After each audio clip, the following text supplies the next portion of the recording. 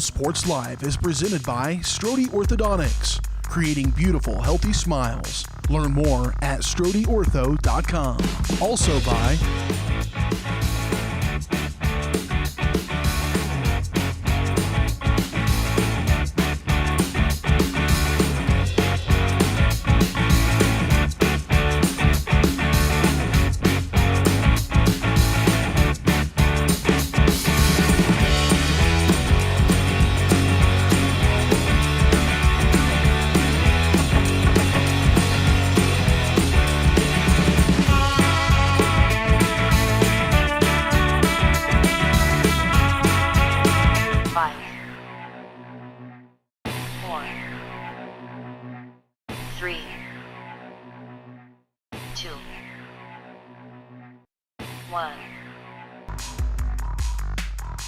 It's time for the Broncos, right here on your home for Spring Hill High School Athletics, Spring Hill Sports Live.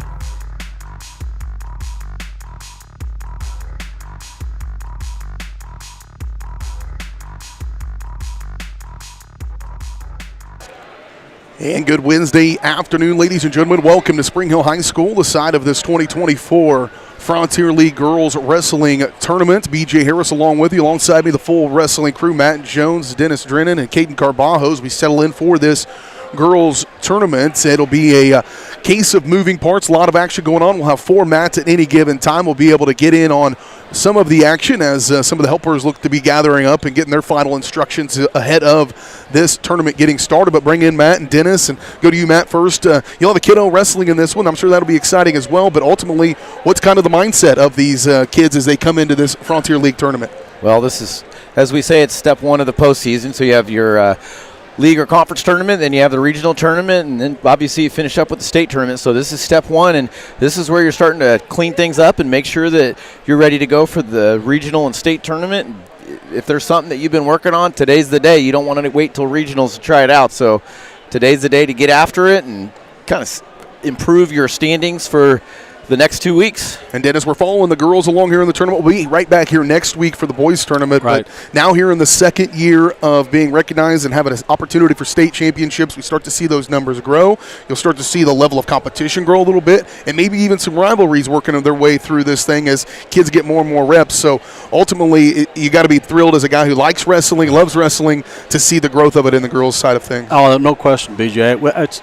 I've just loved the opportunity for the girls to get going, in the leagues. And as we talked about a little before the start of the broadcast, there's local colleges now that offer girls wrestling.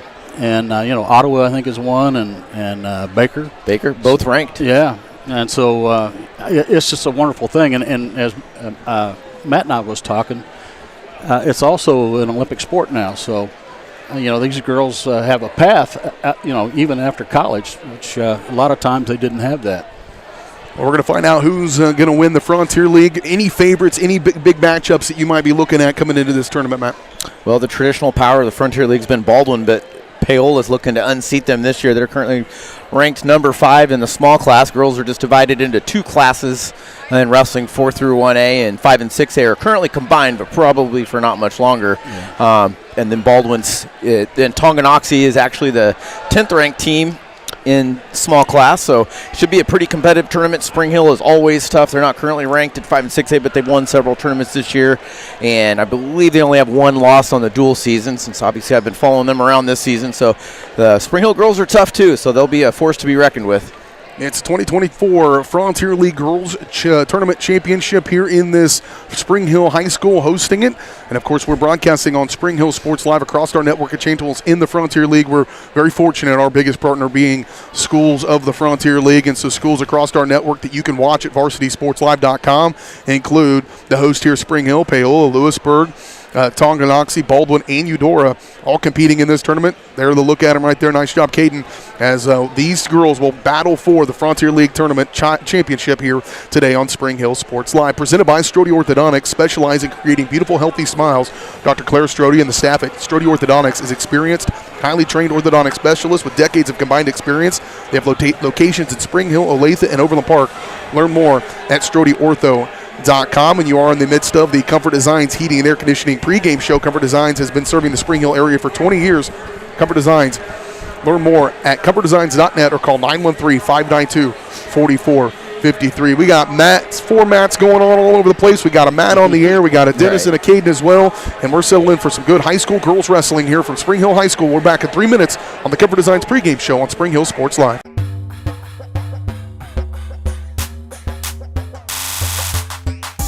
Strode Orthodontics is creating beautiful, healthy smiles. Dr. Claire Strode and her staff have decades of combined experience, offering clear and metal Damon smile braces and Invisalign clear aligners for teens and adults. Dr. Strode tailors your treatment to meet your specific needs with 3 convenient locations in Olathe, Overland Park, and Spring Hill. Strode Orthodontics is ready to give you the beautiful smile you've always wanted. Call for your free no-obligation consultation, 913-491-3400, or visit StrodeOrtho.com. Are you looking for a trusted heating and air conditioning contractor? Look no further than Comfort Designs. Comfort Designs Heating and Air has 100% NATE certified technicians who are friendly, knowledgeable, and ready to help. They'll care for your home and complete the job with speed and precision. Locally owned and operated for more than 20 years, Comfort Designs Heating and Air Conditioning. See all they have to offer at ComfortDesigns.net or schedule your appointment at 913-592-4453. Michael Grant at Farm Bureau Financial Services is a proud supporter of Spring Hill and cheering on the Broncos. At Farm Bureau Financial Services, their number one goal is to protect you and your family. Insurance is complicated and not one size fits all. Michael and his team take pride in the relationship they build with their client members. Let them work with you to customize a plan that protects your livelihood and your future. To learn more, call Michael Grant at Farm Bureau Financial Services 913-592-2336 or visit them at 117 South Main in Spring Hill. A great collision on the field? Awesome. An awesome collision on the road? Not so great. If that bad play does come your way, take your car to Shoemaker Collision and Paint Center. As Kansas City's premier auto collision repair center, they work on all makes and models, even RV, marine, aviation, motorcycles, and more. Shoemaker Collision offers free estimates and loaners, plus they will work with all insurance companies. Get your ride back in the game. Learn more at shoemakercollision.com or call 913-592-0095. What is typically a daunting, frustrating, and intimidating experience was enjoyable and exciting because of Amy. She listened to what we envisioned for our future home and was able to show us houses that reflected this. She was with us every step of the way, taking the time to answer our phone calls and text. We ended up with our dream home, all thanks to Amy. Feel at home while you find your next home with Amy Kelly of Reese Nichols Real Estate. Amy goes above and beyond for her clients and even makes a contribution to Ronald McDonald House with every closing. Contact Amy Kelly to buy or sell your home. Massage is more than relaxation. Apex Massage Therapy can go beyond with targeted work for headaches and sinuses, myofascial releases, trigger point therapy, neuromuscular therapy, reflexology, cupping, and hot stones. Kylie's hands go right to the problem areas and work out all the issues. She is certified in prenatal massages, oncology, lymphatic drainage, pre- and post-surgery massages, and she can also work on minors and athletes. For openings and specials, like and follow Apex MT on Facebook.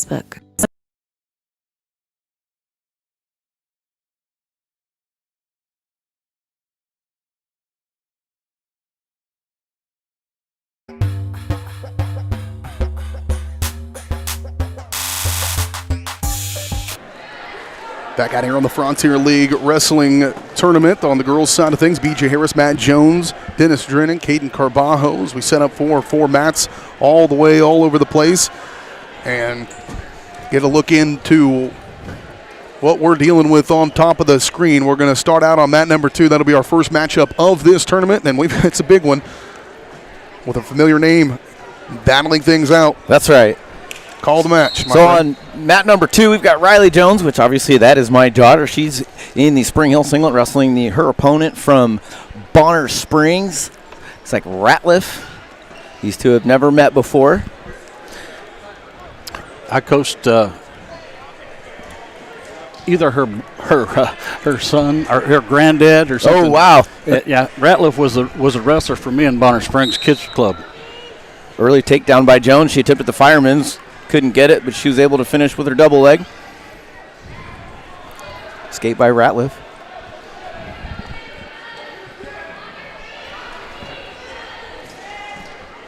Both wrestlers fighting for position.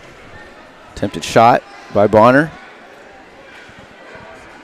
Jones with the quick takedown, quick escape, 4-1, Spring Hill.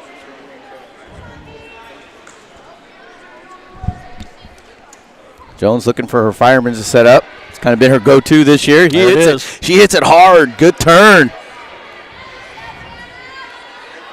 It's nice. Working her cradle there. Yeah, doing a far side cradle. She is. And she's going to get it. She's going to get some back points. She's looking for the near fall. And she earns the pin for the Broncos. That's good bonus points to start out the Frontier League tournament. And a good win for Riley to kick off her first postseason ever. Yeah, no question. Proud papa there. That's right. That's exciting. All right, we got another Spring Hill girl, Rosemary Mader, going on mat 4, it looks like.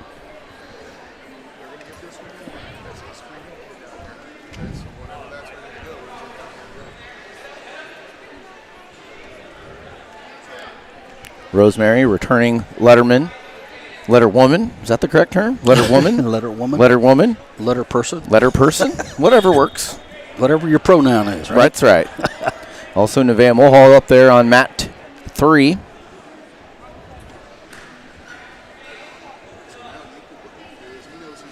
I have a Tongi wrestler down here on Actually, Casey mat 4. Sawyer, I'm sorry. Who's over there on mat 4? Or mat? There's a Tongi wrestler. I don't know what weight class that is.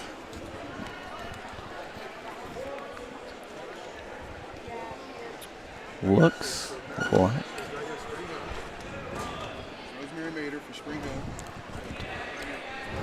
Yep. Right now we got Rosemary fighting for a takedown. Casey Sellier over there getting ready on mat 2, waiting for her opponent.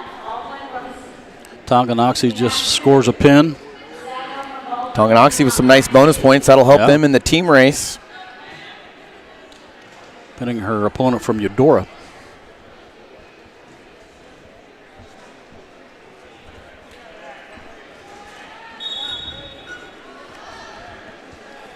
Another Tonganoxie wrestler on mat 2.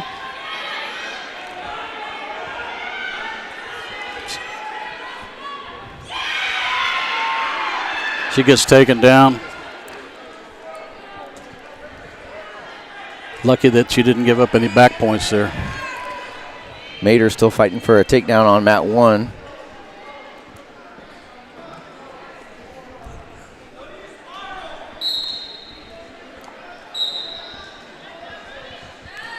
Mader's opponent, McDowell from Paola. Yeah, spiral ride being put in on mat 2.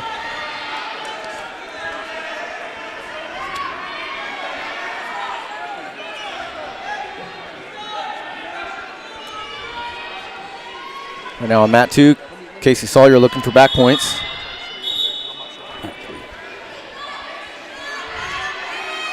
Right now we got all 4 matches for you to view. Hey, Matt, I was going to ask you a question on these points that are on the line or close to being out of bounds.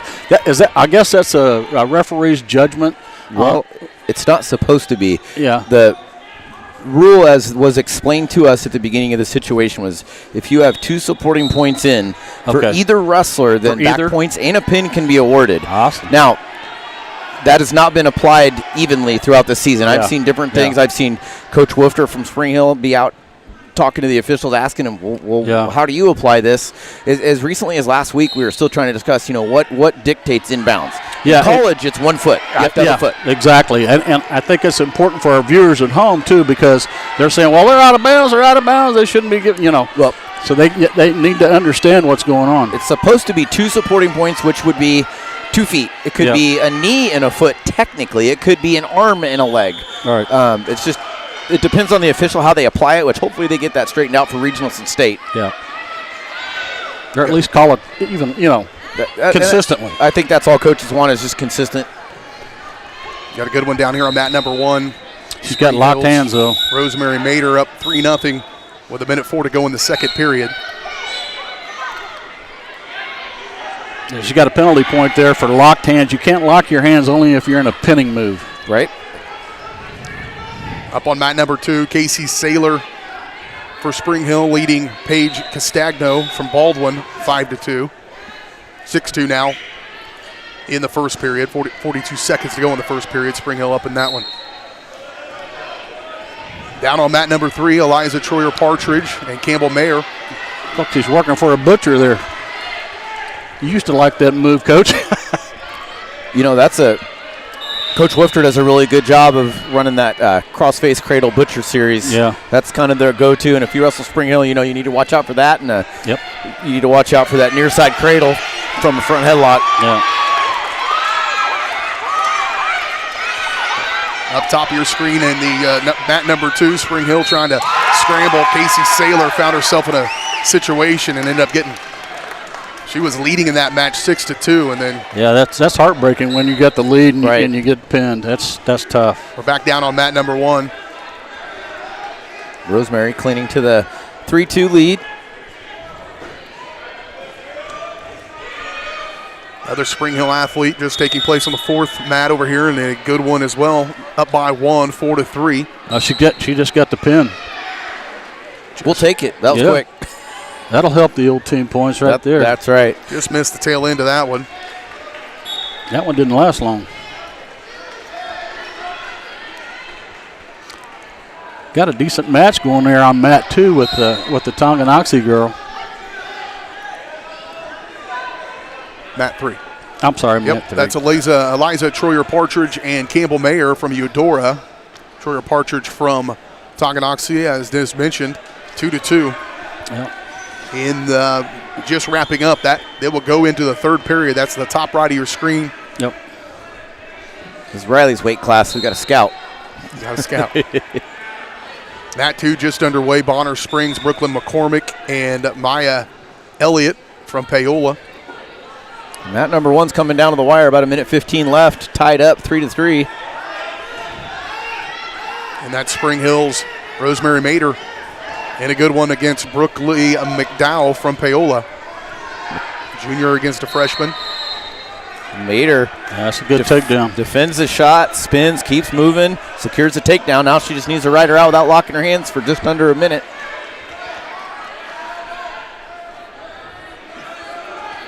Only a minute and a half to go on mat 3 with Tonganoxie.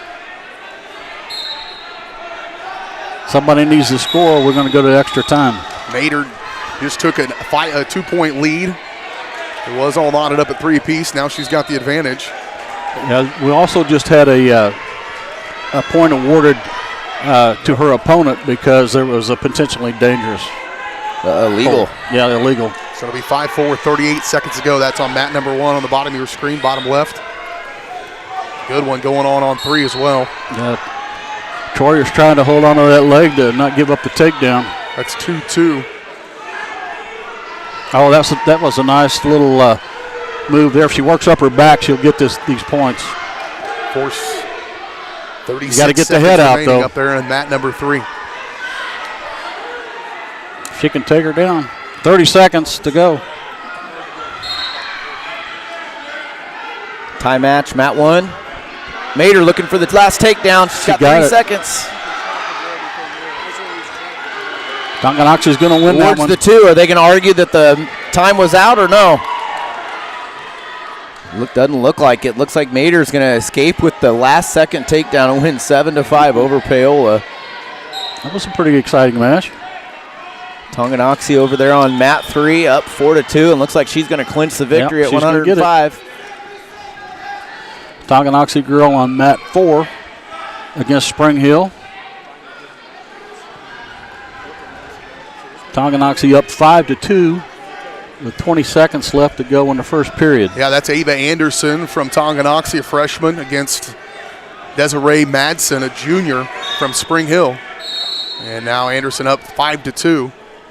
12 seconds to go, first period. Locked hands on Tongi, so that's going to give a point to Spring Hill.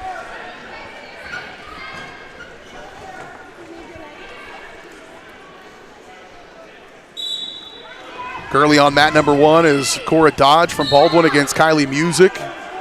On mat number 2, Kaylin Carpenter against Bree Seek. Carpenter of Eudora, Seek of Paola. And on mat number 3, Stella Bradley against Ashton McPhail. McPhail of Spring Hill on mat number 3. Now we have 2 mats going with Tongi and Spring Hill right now, mat 3 and 4.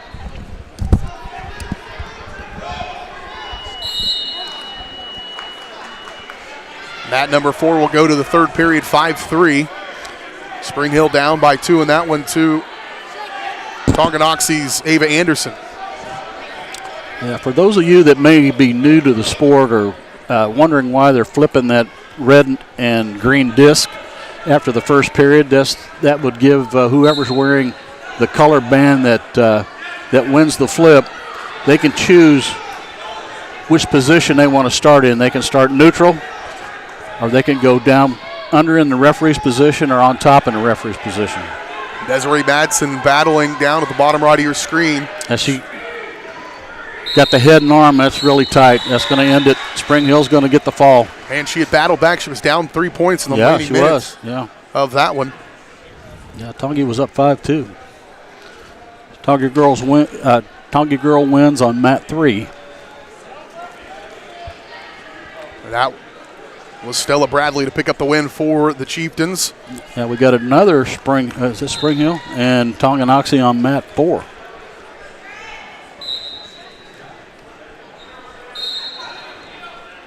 It's like Madison Veal. Nevaeh Mulhall over on mat 3. Jay Yoder just picked up the W over on mat 1. She's been in and out of the rankings this year. Good one in the second period on mat number 2 with Caitlin Carpenter of Eudora and Bree Seek of Paola in a 4-3 match with 1:34 to go in the second period.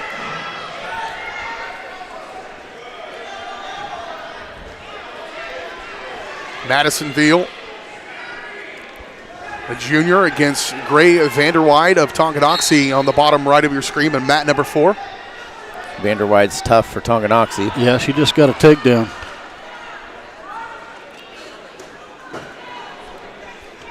Mat number 3 She looks like she's got a chicken wing, and nope, she lost the wing. Zeta Weiland and Nevaeh Mulhall on mat number 3. Mulhall with an early 2-0 lead. Now 2-2 with 1:13 to go, first period.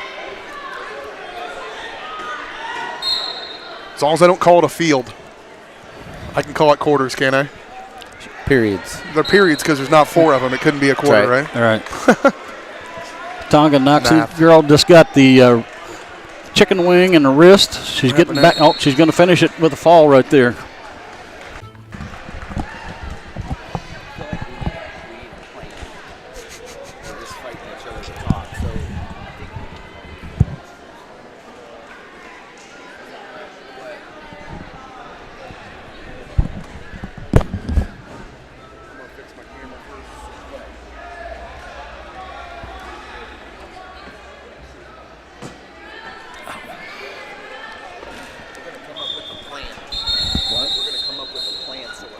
Yeah, we need to.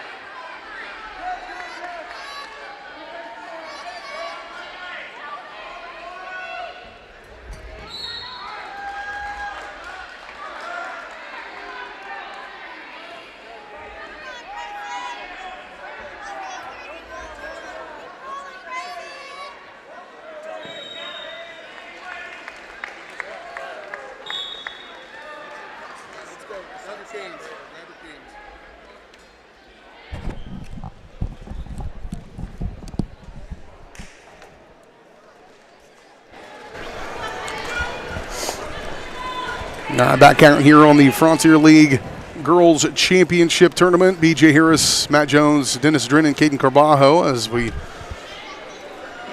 try to get things sorted out here in this tournament format. Kind of update you on what's going on currently. Mat number 1, Spring Hill's got Emma Alcott against Sydney Shepard from Tonganoxie. On mat number 2, Kendall Anderson against Allison Martin. Anderson from Spring Hill, Martin from Lewisburg on mat number 2. Mat number 3, Zeta Weiland and Nevaeh Mulhall.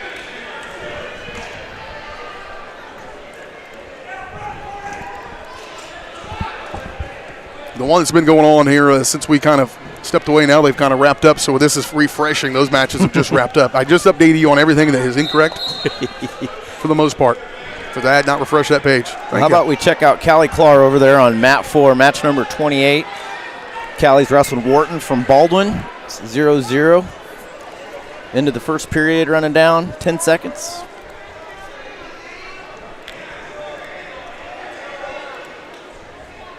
Short time, 0-0 score. Baldwin rocking the pinstripes.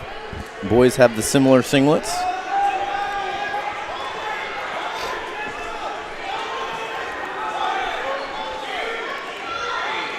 Baldwin's going to have the choice.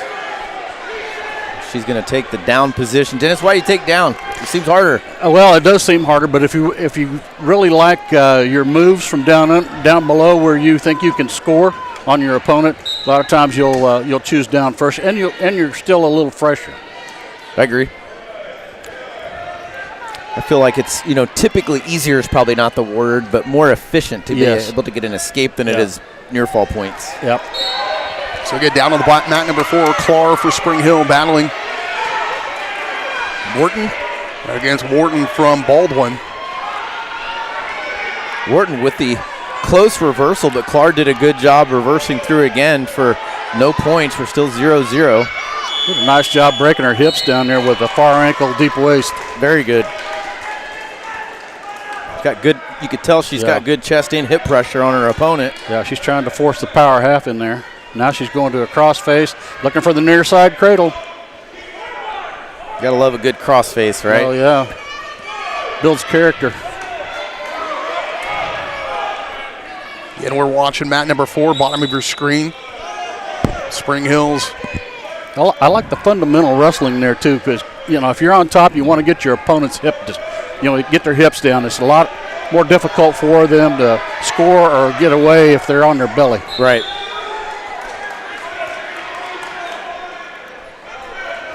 Well, she's tough on that far ankle. She is. Now she's picking up the near ankle.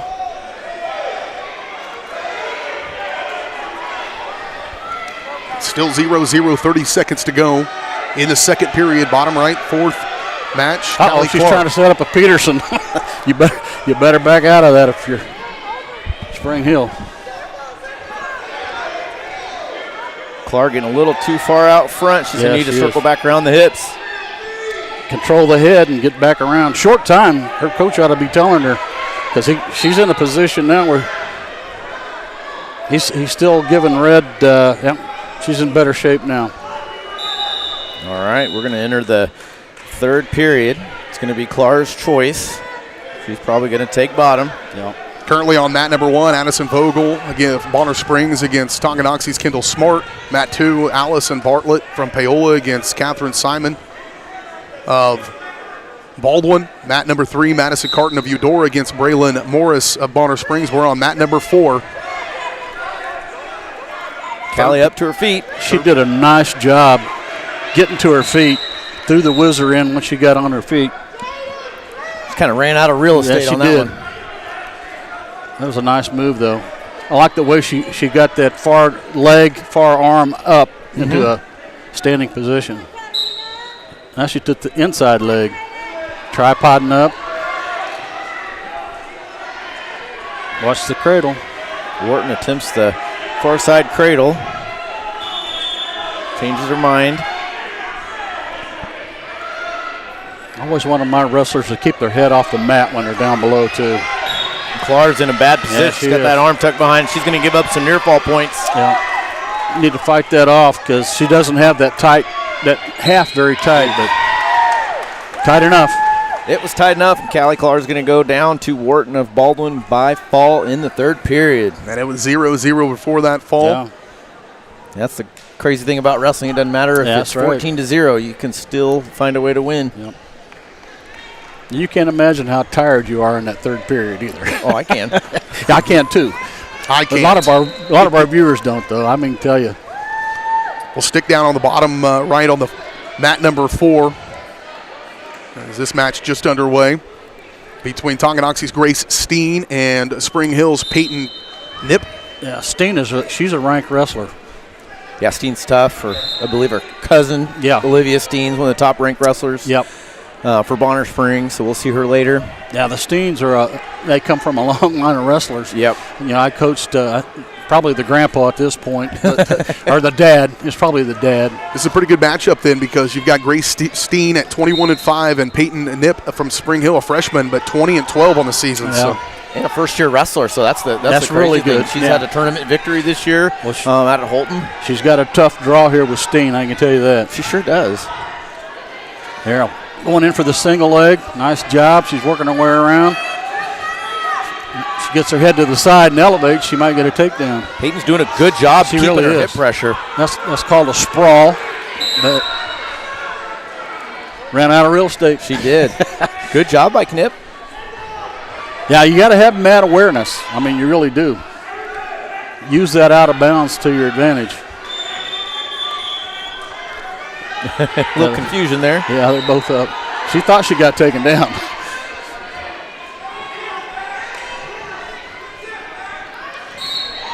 Knip, as I've kind of watched her this season, she does a really good job staying in position, especially for a new wrestler. Yeah. I find new wrestlers, usually their hips are always on the mat and they have to learn to keep themselves in good position, and she does a pretty good job of that. Yep. I thought Steen was going to set up a throw there, but she backed out of it.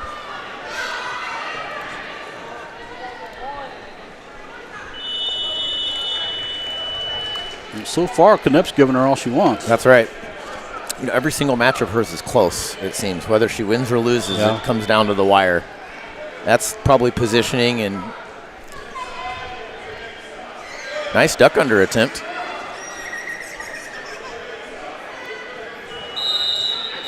Yep.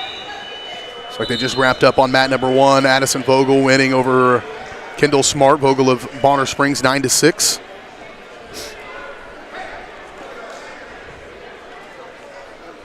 Getting ready to go. Steen's going to pick top. She must feel like she can break her down and get some back points. It's fair. Top left of your screen, mat number 2, Bonner Springs, Aaron Krebs against Finley Kellerman from Baldwin. That just getting underway. And then mat number 3, we'll go up and check on this one. Matt Avery Feeback, 27-2 against Ellie Basca at 17-9 from Paola. This is probably going to be a pretty good matchup on mat number 3. She's had a great season, and that match is already over. Oh, it's already over, so that didn't happen. She's had a really good season. Knip just took Steen down. Got an upset in the brewing here. 2-0. 2-1 now. 2-1. Steen just got an escape. Minute 23 to go, second period. So that's interesting because Steen took top and it actually backfired for her because she gave up the reversal and she did get the escape to follow it up. But, you know, when you take top, you expect to get back points, not give up a reversal. Exactly. So they're going to question that one as we move through this match.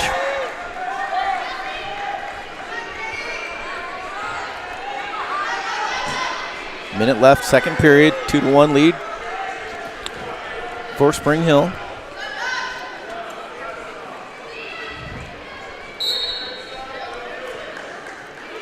I don't think there's a muscle group that you don't use in this sport. I would agree with that. I feel it.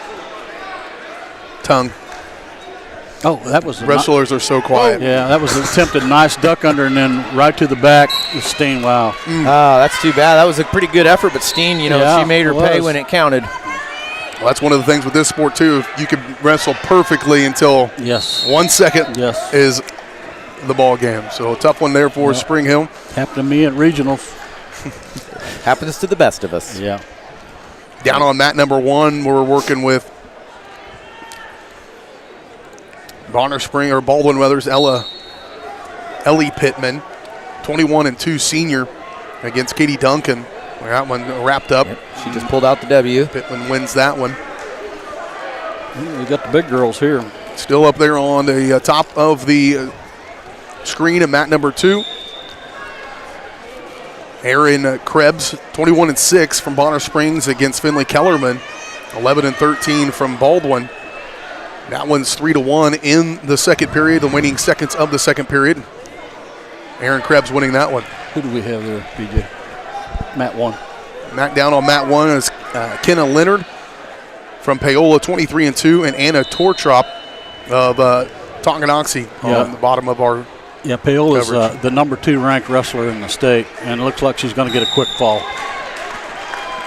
33 seconds. Yep. That's quick. Looks like the final match of round 1, or final matches of round 1 are finishing up over on mat 2. Doesn't look like anybody's coming out over here on mat 1. Who do we have on mat 2? Up on mat 2, Erin Krebs from Bonner Springs against Finley Kellerman of Baldwin. Krebs 21-6 and a junior. Baldwin, or Representative Kellerman, is 11-13 on the season as a sophomore. 6-1, a minute 46 to go in the third period in this one that we're watching. Our final match, it appears, of round number 1 of this 2024 Frontier League Girls Wrestling Tournament. That went pretty quickly. We'll be back again here next week. Make sure you plan to be here a big day for us as we bring you the Boys Frontier League Tournament as well. So back-to-back weeks for Frontier League. Just make sure everybody notes that wants to tune in. It does start earlier, the boys tournament. So I believe it starts at 3:30, not 4:30.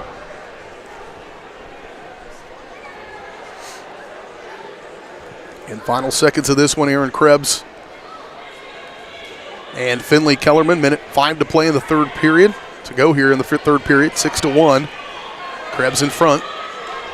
Krebs doing a good job staying in good position. No reason for her to go do anything crazy right now and get caught in a move. No, stay away from trouble until you get warned for stalling. That's right.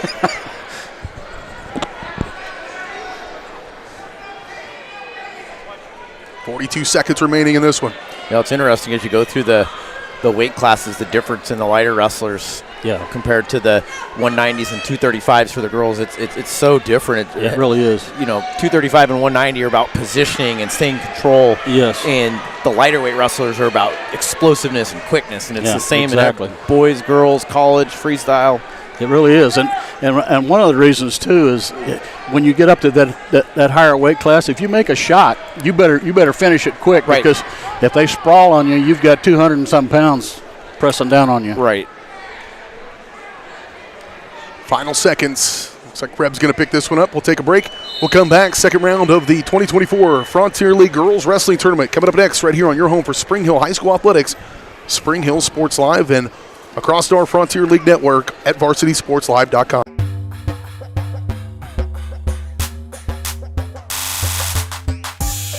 Elliott Group is a proud supporter of Spring Hill and USD 230.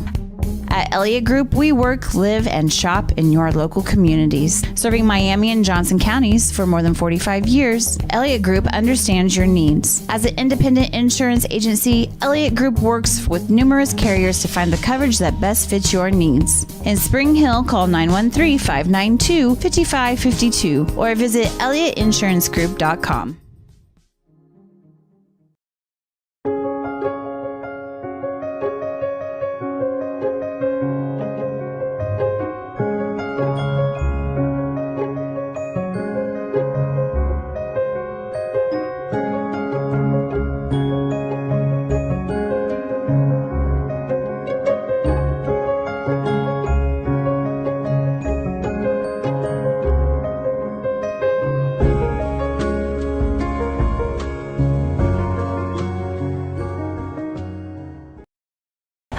I'm Dr. Alyssa O'Connor, and I would like to welcome you to Sozo Chiropractic. So many people only seek out a chiropractor when they are in pain, but ongoing wellness care helps you deal with stress and be healthier. At Sozo Chiropractic, the focus is on holistic wellness for any age. I am Webster certified for prenatal care, pediatric trained, as well as a family chiropractor. We also offer acupuncture and sauna services. Sozo is a Greek word that means to heal, to make well, and to restore health. And that is our goal for each one of our patients who walks through the door. Hi, I'm Dr. Aaron Stoes with Paola Vet Clinic.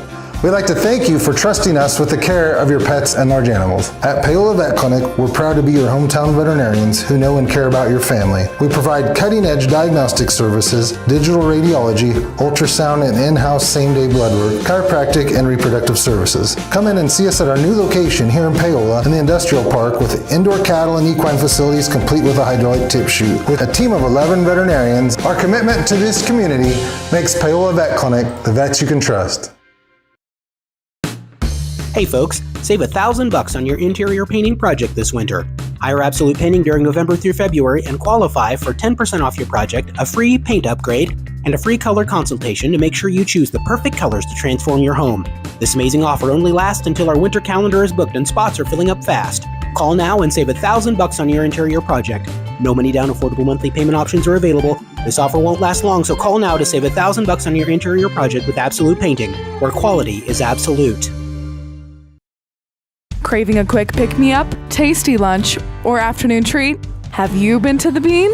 The Bean Coffee and Cafe in downtown Spring Hill is that rare mix of hometown charm and uptown style. At The Bean, they brew the finest cup of coffee, tastiest teas, and most refreshing smoothies and frappes around. The Bean is proud to serve delicious, handmade pastries by Scratch KC, and they have the best breakfast, lunch, and convenient grab-and-go options in town. Have you been to The Bean? The Bean Coffee and Cafe, downtown Spring Hill.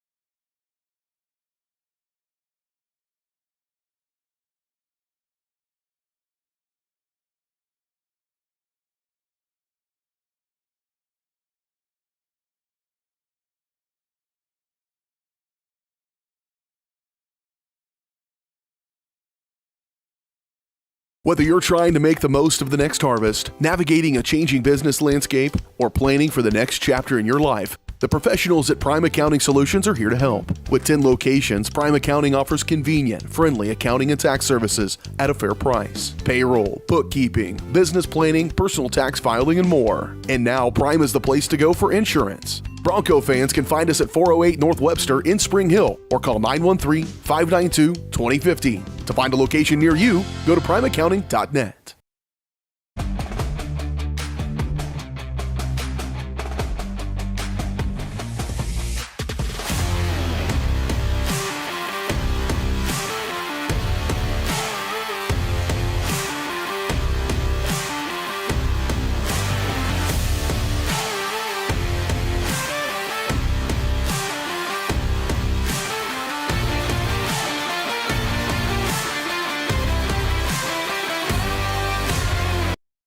Hi, I'm Katie Casey, and I'm honored to be a third-generation realtor in our Crown Realty family. My dad and grandparents started Crown Realty in 1973, and since then we have grown to become one of the largest brokerages in the Midwest. We now have 8 office locations and over 150 agents covering about 20 counties across Kansas and Missouri. Reach out to us today to experience the Crown Realty difference, where we are committed to treating our agents like family and our clients like royalty.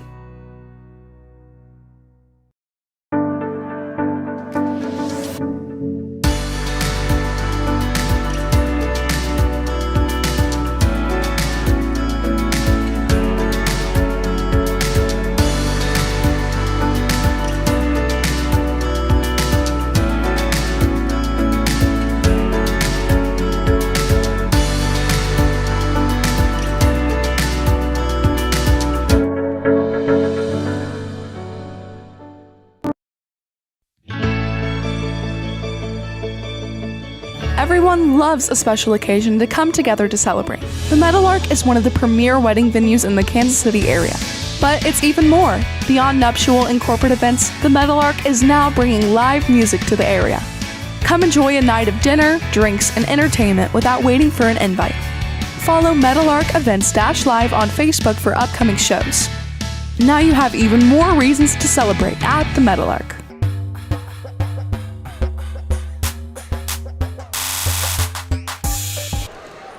Back out here to Spring Hill High School, BJ Harris, Matt Jones, Dennis Drennan, Caden Carbajo, as we bring you coverage of the 2024 Girls Frontier League Wrestling Tournament.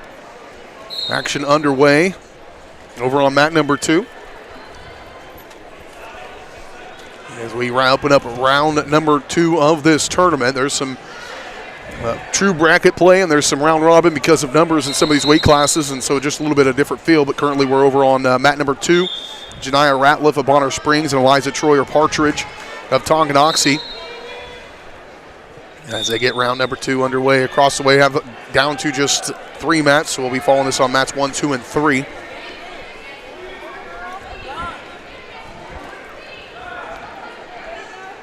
Second match of the day for both of these ladies at 105.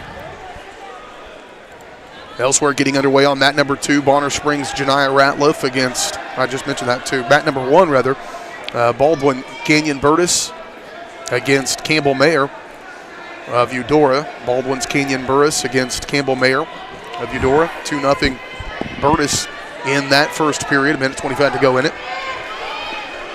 And mat number 3, Autumn Wilson of Tonganoxie against Paige Castagno of Baldwin.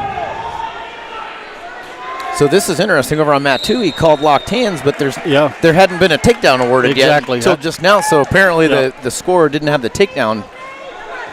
Must have been because takedown current. You can lock your hands on a takedown. Right.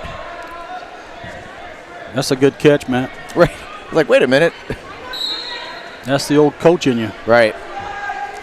Ratliff on bottom looking to score. Troyer in position on top. 2-1, 45 seconds left. Tonganoxie ahead. Working for that wrist, probably to try and get a wing.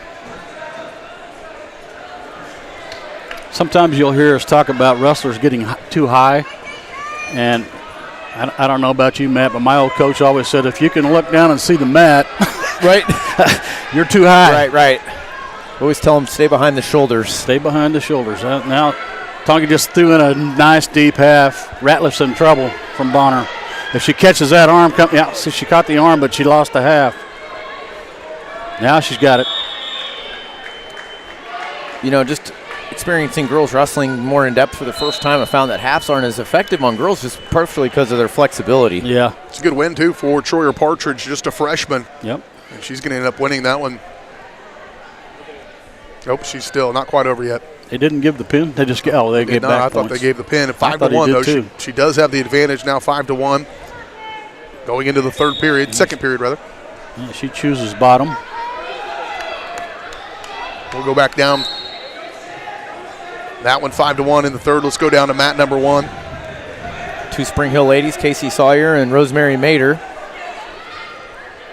Spring Hill hosts bring extra girls. Yeah, that's always tough though in tournament situations when you have to wrestle someone you wrestle every day in the wrestling room because you know each other so well. I actually had one back when I was coaching kids. I had a state championship match in the same weight class. Yep. You know, who do you coach? Who do you root for? Right. You know. Thank you. Rosemary, she's typically the varsity wrestler at this weight class. Rosemary's, I believe, has been to state. 8-9 on the season as a junior. Casey Saylor, the freshman, 5-12.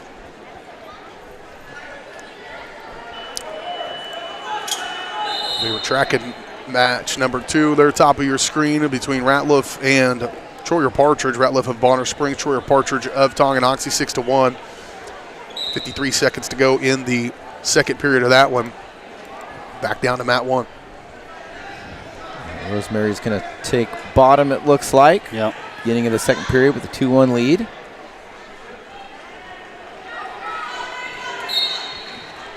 Good job getting to her feet. Yeah, Rosemary's That's textbook. Quick, strong, athletic. Fight the hands, turn into the wrestler. See, she's fighting the hands. That's how you do it, and then turn into the wrestler. That's textbook right there. Yep. She even got a stall warning on the opponent against Sawyer. She was just holding on, kind of chasing her around. You got to either attempt to let him go, or just or mat return him. Right.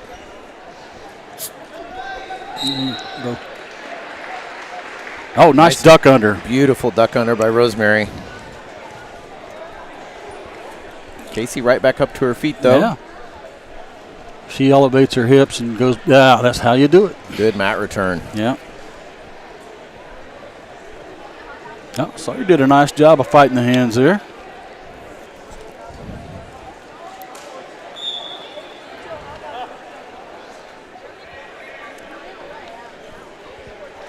Troyer Partridge wins that match that we were following earlier. Man, with that duck under that. Nice snap down. Nice snap down and go behind. Took her opponent's momentum. She let her go. Yep.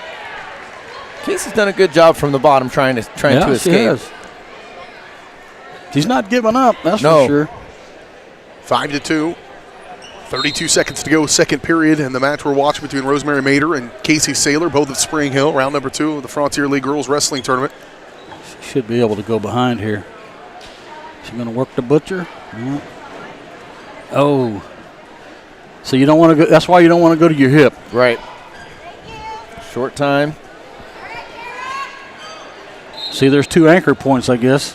That's what's confusing is they both had a foot. One of them had a knee. Yeah. That's the discrepancy this season that's been confusing. And we'll flip back and forth here between mats 1 and 3. Do have Bonner Springs, Brooklyn, McCormick, 21-11, a freshman against Desiree Madsen. Excuse me, of Spring Hill, 5-9, and a junior.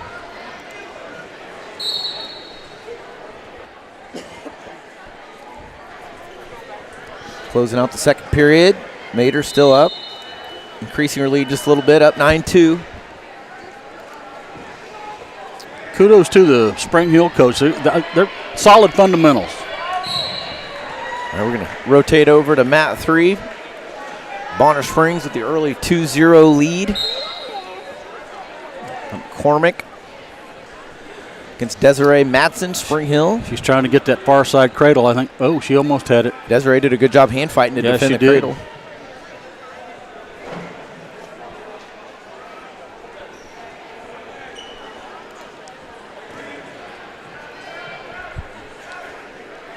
Minute 38 to go in mat number 1 battle between Rosemary Mader and Casey Saylor. Mader with the 9-2 lead in that one.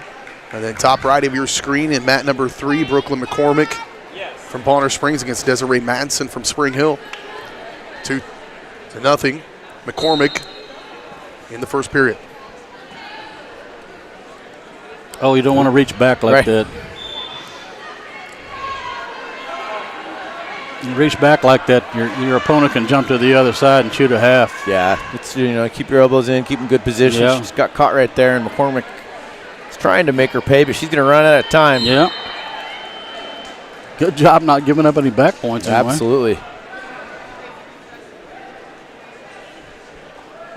McCormick's going to defer to the third period, and looks like Madsen's going to take neutral. Yeah, you normally see that with wrestlers that are really good on their feet. Right. They want to be on their feet. They feel like they can score. Well, and considering the end of the first period, I think it's a wise decision because she almost got turned. I think another 10 seconds she probably would have, so probably good to get back up on their feet and see what happens. Waning seconds between Mader and Saylor. Mat number 1, 14-2. So that one will be in the books momentarily for Rosemary Mader unless something catastrophic happens. Getting close to a technical fall if you're ahead by more than 15 or more.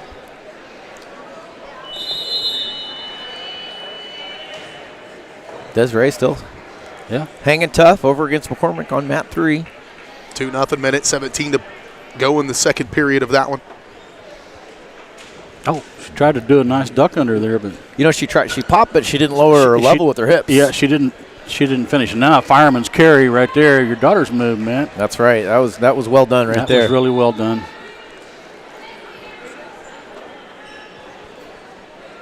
Oh, now she's got the half pretty deep in her wrist. Well, good job hopping to the other side. Yeah, see, she reached back. She did, yep. And if you do that, more often than not, you're going to be, especially if you reach back against a good wrestler. Right. And McCormick's tough. 3 near fall points. Now, see, we're getting to the edge of the mat. It'll be interesting to see how he calls this. If she can turn her. No, I'm going to go back to the middle. Sometimes in that situation, they're kind of at a break in the action, so they're just going to have them reset in the middle, give everybody a fresh start. As soon as this one with Desiree Madsen and McCormick is wrapped up, we'll head back to mat number 1, Paige Peterson and Kaylee Music. Peterson of Spring Hill against Music of Eudora. Good escape from Madsen. Started out with a switch. Kept the motion going, didn't stay on her hip. No, she saw she wasn't going to get the switch, so she squared up. That was smart. Kylie Music, really good of Eudora, 20-9, and that was a quick match on mat number 1. Try to set up the head and arm. Nice crotch lift, but she gives up the. Nice job there by Bonner. Yeah, it was good. She stayed in really good position. Yes, she did. And Desiree even had a chance at a headlock there at the very end. Yeah, she had the head and arm set up, but then the Bonner girl did a nice crotch lift and ended up coming out with a reversal. Brooklyn McCormick, the freshman, 21-11, will take a 9-1 lead into the third period against Desiree Madsen from Spring Hill. Mat number 2's got Bree Seek of Paola against Madison Veal of Spring Hill. Yeah.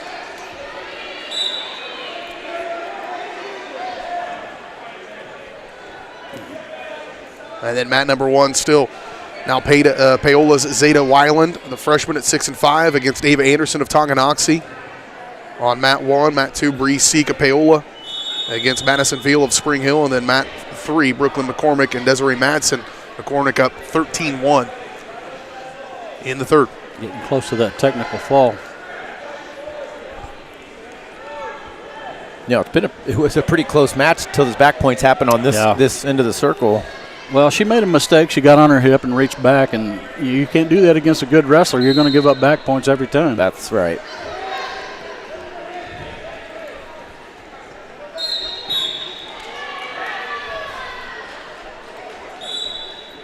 That was a quick one on 1.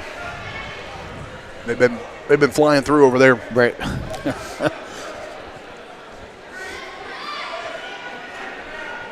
Good one going on mat number 2.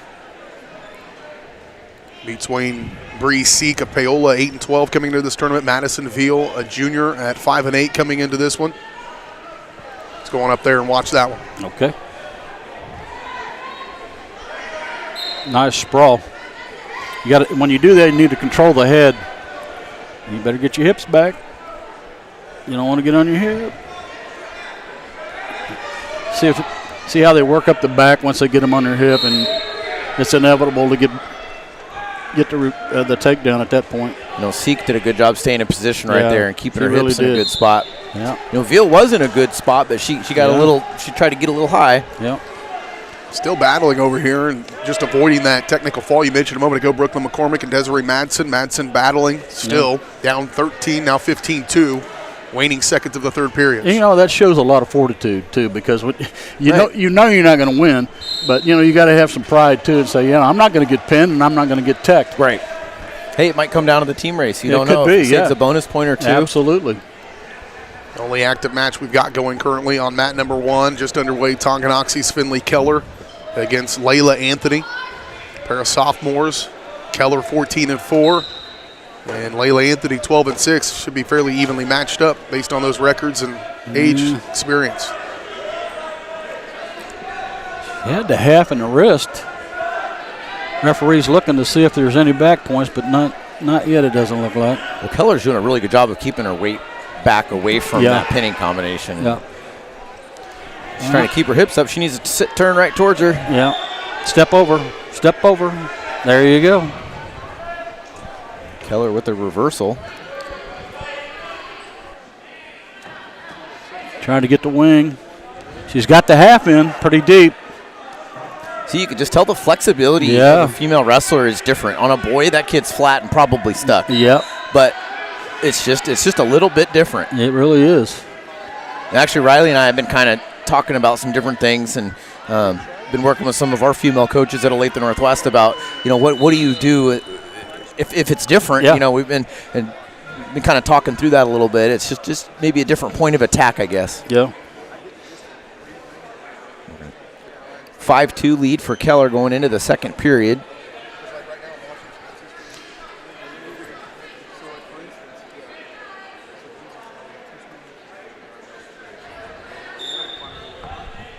I'm going to tell those guys. Keller's on top.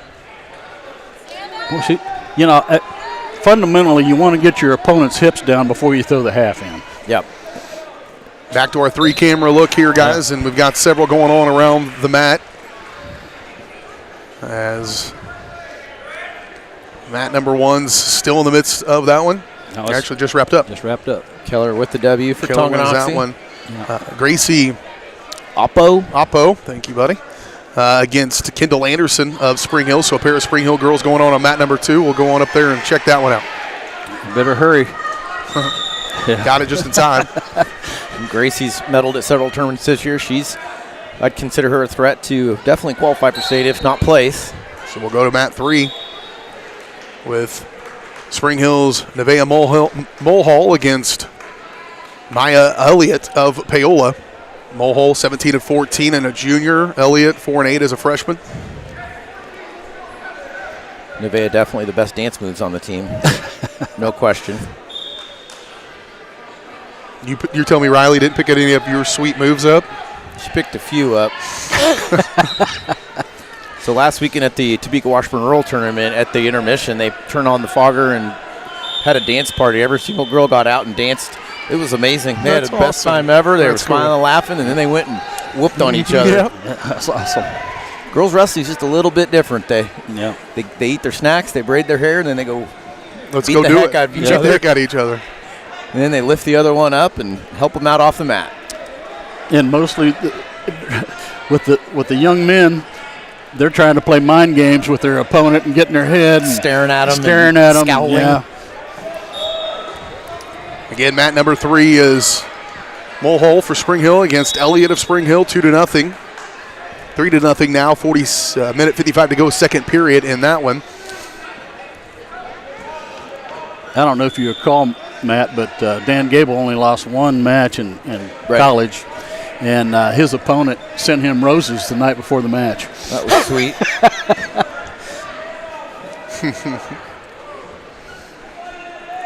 Mat number 2's got Bonner Springs' Nevaeh Brown against Morgan Dials of Ottawa, 2-0. 1 minute to go in the first period of that one, with Brown leading for Bonner Springs.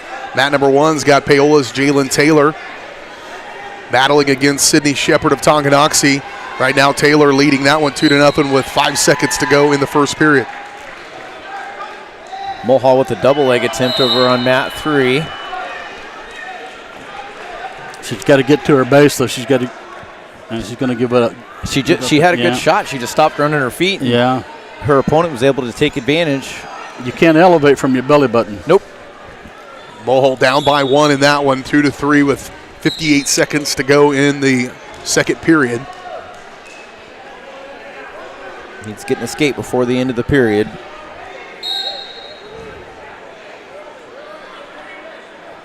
Yeah, you need to score. Well, nice job getting to her feet. Turn in, yeah. Good job. He awarded it. Mat number 2 just underway. Spring Hill's Morgan Hinton against Lewisburg's Leola Esslinger. Esslinger 24-5 for Lewisburg there on the top left of your screen. And Morgan Hinton at 14-5 as a sophomore. Esslinger, she's had at least, I think her brother wrestles at Baker. He was a placer last year for Lewisburg, so she may have 2 brothers. I'm not sure. I tell you, this is a sport that runs in the family. Sure does. Mulhall really battling in that mat number 3. She's up by now 4-2 with 35 seconds to go second period.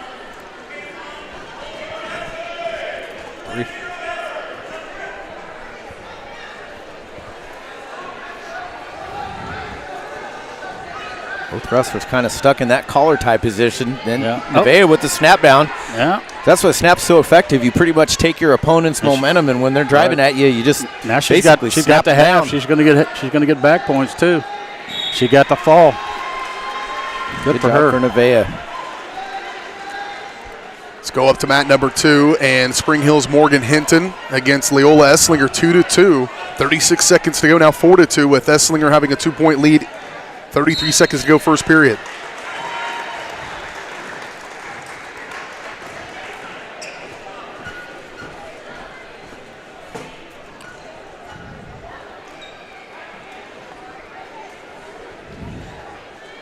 Final seconds of round number 1 or period number 1. Kind of hard to tell what's going on, but it looked like. Now there's far side cradle. Trying to get that, but she's going to have short time. Yeah, Esslinger's going to run out of time in this period. And getting ready to get underway on mat number 1 from Spring Hill, Elle Ruffin, a junior at 20-2 against Emma Alcott, a senior of Spring Hill, 7-8.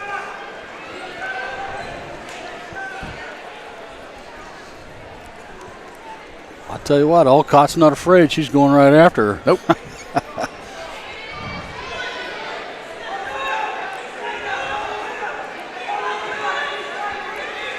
Hinton on mat 2 on bottom.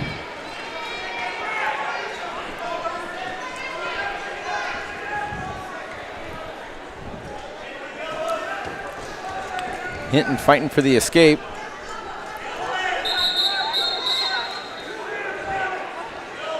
And reset back in the middle. Esslinger still on top. Well, that's frustrating too when you're the bottom wrestler and you get to your feet. Right. All that work. All that work to get to your feet and fight the hands, and then you go out of bounds before you can finish it. And now you got to go back down under. Esslinger with a 4-2 lead. Minute 42 to go, second period in this one. She's trying to get that far side cradle again. I would, if it was my wrestler, I'd want them to have the hips down before they try and do that. Right. Well, especially Hinton's doing a good job of hand fighting. She's tripoding up, but she's got that wrist that it makes it tough. And Elle Ruffin going to get the pin over her teammates, Alcott.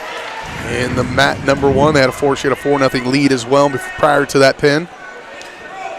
Top right of your screen, Kaylin Carpenter against Gray Vanderwide. You like to see that, BJ. Those girls smiled and hugged one another when it was going off the mat. You'll never see guys do that. They could be family. Yeah, probably not going to see that. Exactly, brothers. Yep, up on mat number 3. Over on mat number 3, we got Campbell Murmas. She's the second-ranked wrestler in large class 5A and 6A. Only 3 losses on the season, 2 of them to the defending state champion from Leavenworth, Avery Johnson. Campbell's had a great season. Yeah. Murmas 27-2 against Abby Fager of Eudora at 17-6. Could be a good one on mat number 3. We're also still watching mat 2's battle between Morgan Hinton and Leola Esslinger, 3-4. 17 seconds to go, second period in that one.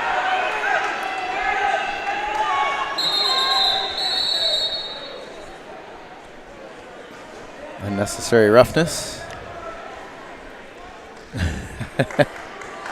Hinton's going to get a point for that forearm shiver to the back of the head. I don't particularly have a problem with that. I don't either. But apparently he does. You see it a lot in the guys. Right, I don't. I think they got the points. They did not.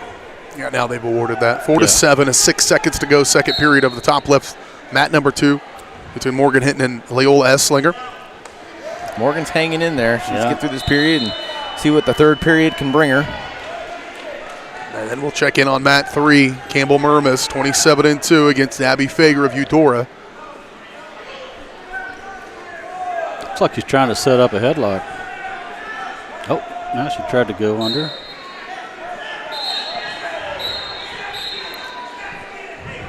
Which one would be? We're watching this one right now as it wraps up. Okay.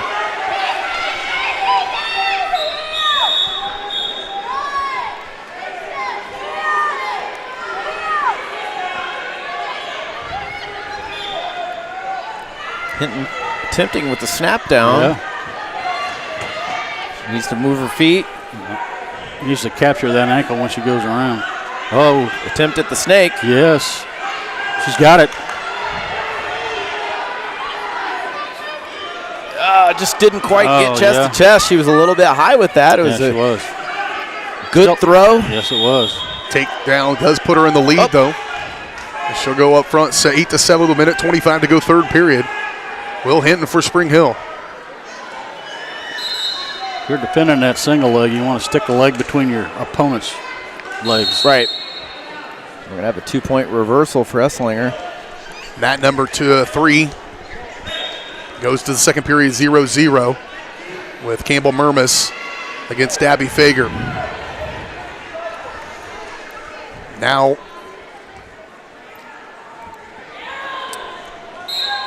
Hinton down 1 point. Gonna have a caution. Caution means she probably started early. Yeah. You know, one thing I've noticed this year, Matt, it doesn't seem like the referees have really enforcing, got to be behind the elbow.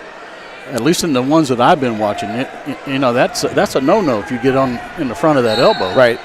You can get an arm chop pretty easy. She's got to be careful because she's looking for that far side cradle again. She's been looking for it for the whole match. Yeah, she has. Morgan's doing a good job with the hand control. You can see she popped her head out. Yeah, she's fighting. Now she needs to keep turning. There you go. Good. Oh, just got on her hip. Yeah, don't get on your hip. 55 seconds to go in that number 2's match, a 1-point match. She's got to be down by 1. Yeah, she's going to have to be careful here because she maybe get a stalling warning. Murmis has taken a 3-point lead with 51 seconds to go over on mat number 3 for Spring Hill. And Hinton holding on now with final 34 seconds of mat number 2. 8-9, Spring Hill down by 1. She needs to get it. There you go. Get your feet, fight the hands. Needs a point. Yeah. Not quite. She needs to kick crossface. There you go.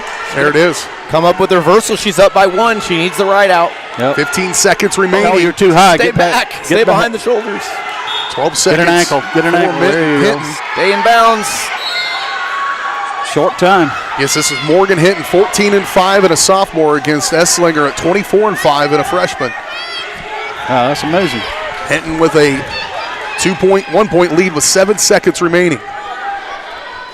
We'll go close in on that in the final 7 seconds of this one with Hinton trying to get an upset win.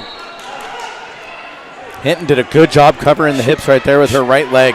She really did, and I was surprised that her opponent didn't try to get match. I think she gave it up. I think she got a little bit frustrated as soon as Morgan stepped over. Yeah. Let's flip right to 3 real quick. And one is turning out to be a good one so far over there. Still 0-0. Oh, looks like Murmis must have picked up the pin. Oh, she must have, yep. Murmis cleared out of 3. They've cleared that. This is now over there, Spring Hill's Peyton Knipp, the freshman at 20-13 against Catherine Simon of Baldwin, a junior at 4-5. The Knipp's got a lot more experience based on records. She's looking, like I said, this is her first year wrestling, but she's nice. done really good. Well, she tried to do a nice duck under there. Ongoing match on a mat number 1, Gracie Hildebrand against Valerie Rodriguez. Hildebrand of Baldwin, Rodriguez against Tonganoxie. It's 5-4. A minute 24. Looks like there's a timeout actually in that one. Mat 2's got Alyssa Bartlett from Paola against Braylon Morris of Bonner Springs. 0-0 in the first in that one. And Knipp and Simon locked in on mat number 3. And needs to see some offense out of Knipp. She attempted that duck earlier. She need to do that again. Exactly. Her opponent's arms are wide. Elbows are out. That was a nice attempted drag. Didn't quite work out. I'm really excited to see how many freshmen we have coming out. That means the sport's growing. Right.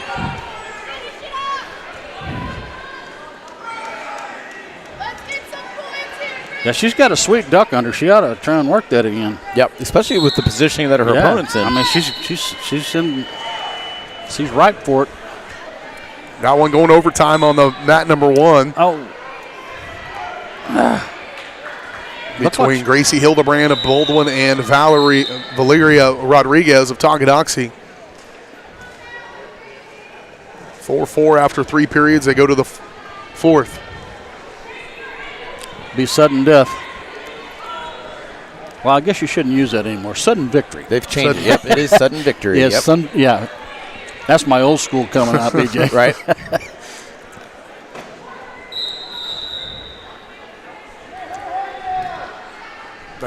I'm everywhere.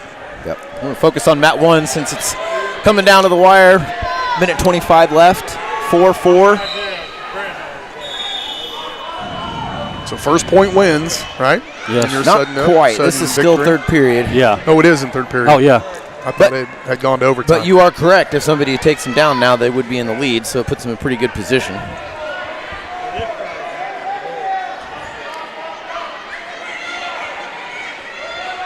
Again, Hildebrand and Baldwin. Rodriguez, Tonganoxie. Oh, Hildebrand with the trip. Straight to the back. Yep. Rodriguez did a great job getting off her back. That could have been all she wrote. Yeah, it could have been. Hildebrand does come up with 2 near fall points. 4-point lead. Oh, how things can change. Oh, yeah.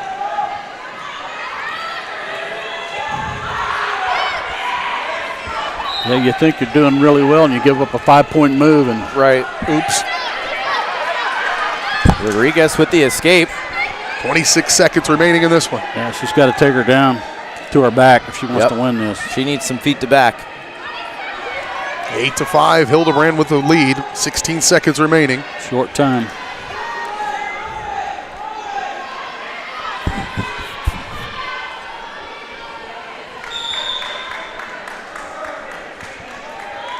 And that's how it's going to end, with Hildebrand pulling off that beautiful trip straight to back. Yep. 4-point move. We're going to move back over to mat 3, where we've got Peyton Knipp for Spring Hill. She's taking on Katharina Simon of Baldwin. 3-0. Baldwin, Simon in front. 37 seconds to go, second period.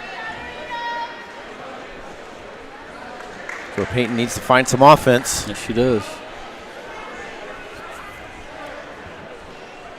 Push up on an elbow and duck under again. Right. I just think she's going to, at any time she's going to throw it, but.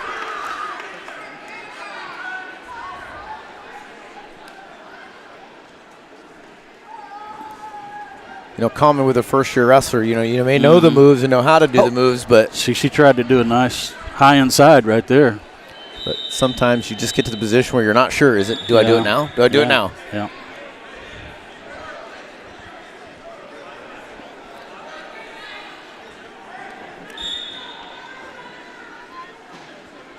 See if Knipp can get to her feet and fight the hands.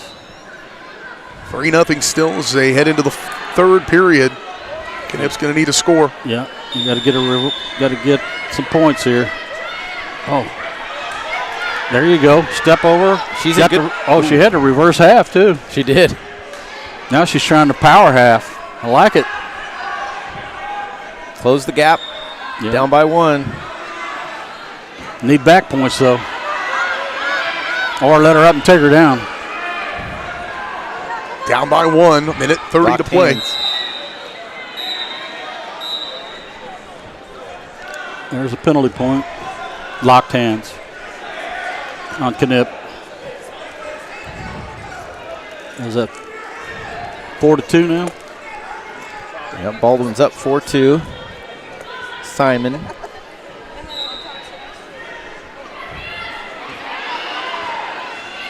You got to be careful pulling your opponent back on top of you. Right. She just showed some strength. Yeah, it worked out From right her there. knees. Peyton's looking for the fall. Yeah. Got it. Gets it. What an incredible battle path. Yeah. Minute 11 to go in the third period, down by 2, able to get the pin. That's why you got to love this sport. I'm That's telling right. you. Well, her matches have been like that all year long. Wow. She'll give you a heart attack if you're not careful. It's like cardiac kid. Right, she is. Looks like the final match of the second round underway. As Paola's Alyssa Bartlett taking on Braylon Morris of Bonner Springs, 1-0, 39 seconds to go with Bartlett in front. And she's on top here with 33 seconds. Yeah, just taking a glance at 190 and 235. They have smaller brackets, so they're looking like a round robin, so that's why we don't have any matches this round for those ladies. Final 15 seconds, Alyssa Bartlett. See, Matt, there we're talking about the 2 anchor points. Right. He's going to award back points. Yeah. So, but see, in the old days, they didn't do that. Correct. So, some of you older people that are tuning in, some of the rules have changed over the years. Right. As soon as the back went off the mat, it was. They stopped it. They stop it and go back to the middle. But you could see the discrepancy on mat 1 earlier. Yeah, we'll see. Did you see that that position? That's a freestyle position. You can also choose that, and typically you'll use that when you're going to cut your opponent loose. Right. Well, she'll win that one, Will Bartlett, 5-1. Try to check our tournament totals and take a quick break. We'll come back next round beginning here shortly. We're back in 2 minutes. You're watching our coverage of the 2024 Frontier League Girls Wrestling Tournament. Oh, I was getting ready to take a break. Looks like there's one more. Yeah. Looks like a Tongi wrestler. Looks like both matches are assigned to mat 2. The other 2 just got way ahead. Yeah, they're trying to give. Okay, we'll stay up there then on mat number 2. We'll keep it right here until this round's over. This one.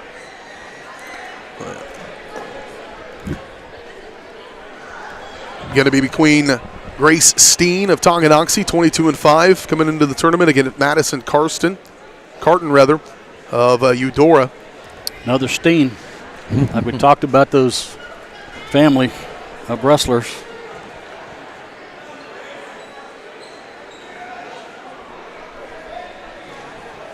I coached Jeff Steen. He was a kid state champion, and I believe a high school state champion. Nice sweep single, nice low sweep. Yeah. You see how she's walking it in? Now if she gets her head to the side and elevates, she'll complete the takedown. Tough to do it when your head's in that position. You really need to get it to the side. Carton showed some good defense. Yeah. Heavy hips. Now she's got the head to the side. See the difference? Once you get that head to the side, then you can elevate your hips. Yep. That's textbook right there.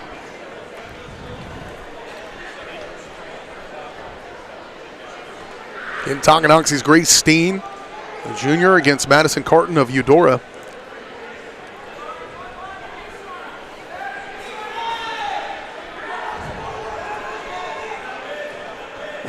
She's working for that chicken wing and wrist. She's got the wrist. Does she have the wing in? Yes, and now she's going to walk it towards her head to try and get some back points here.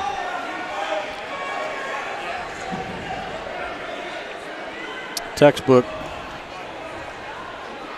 10 seconds left in period number 1. Steen leading 2-0, and she'll get the pin. Yeah. That's she's got skills. Now we'll take our break. We'll be back with more. Round number 3 of the 2024 Frontier League Girls Wrestling Tournament. Coming up next right here on your home for Bronco Athletics, Spring Hill Sports Live.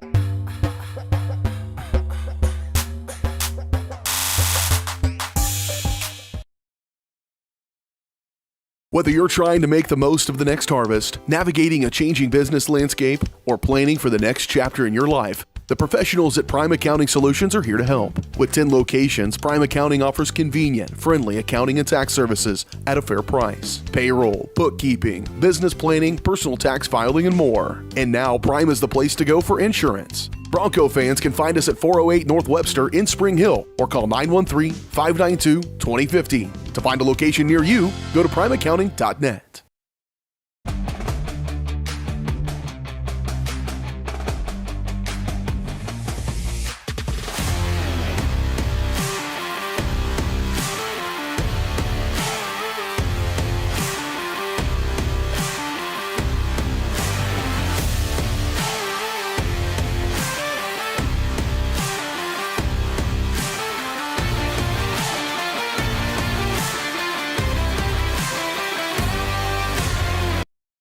Hi, I'm Katie Casey, and I'm honored to be a third-generation realtor in our Crown Realty family. My dad and grandparents started Crown Realty in 1973, and since then we have grown to become one of the largest brokerages in the Midwest. We now have 8 office locations and over 150 agents covering about 20 counties across Kansas and Missouri. Reach out to us today to experience the Crown Realty difference, where we are committed to treating our agents like family and our clients like royalty.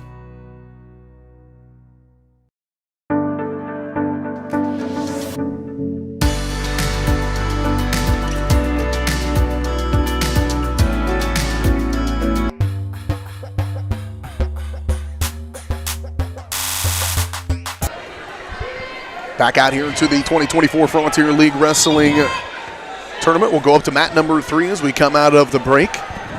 Mat number 3 has Spring Hill's Riley Jones against Campbell Mayer of Eudora. Nice fireman attempt by Jones. She's got to move her feet a little bit. She's got stuck underneath. She's got to keep it.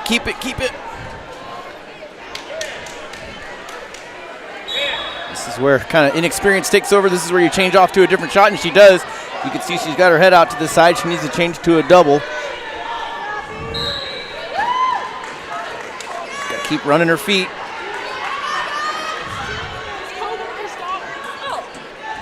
And all that flurry of action, we have no points. Riley down 2-1.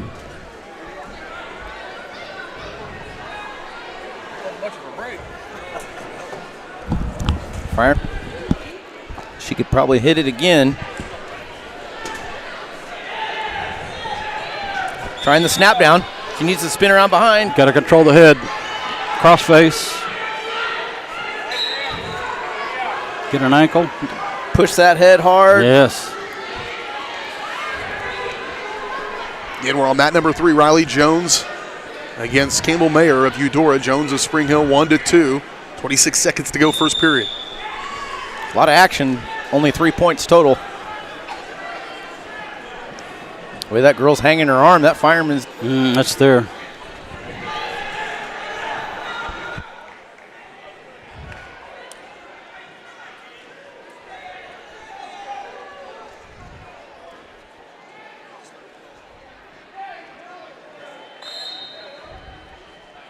All right, going into the second period, Jones down 2-1. Gave up the early takedown, but fought for an escape really quick. We're going to stay neutral on our feet.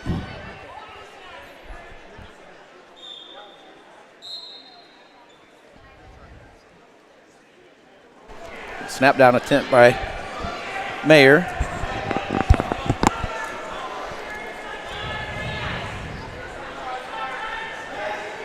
Both ladies trying to work the head. Little shot attempt by Riley. Duck under attempt. Little shot attempt by Mayer. Riley needs to sprawl hard, step down hard, stuff the head. She needs to kick that right leg back hard, stuff the head. Still no points on this action. Mayer's got the leg up. And Riley's going to be able to throw her to her back. She's looking for the fall. She's got the takedown. She's got near fall.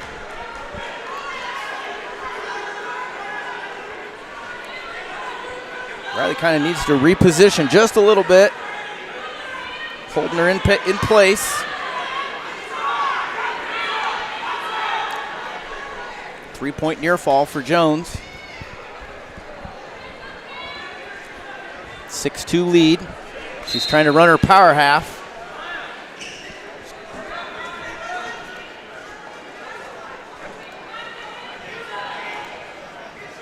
Trying again.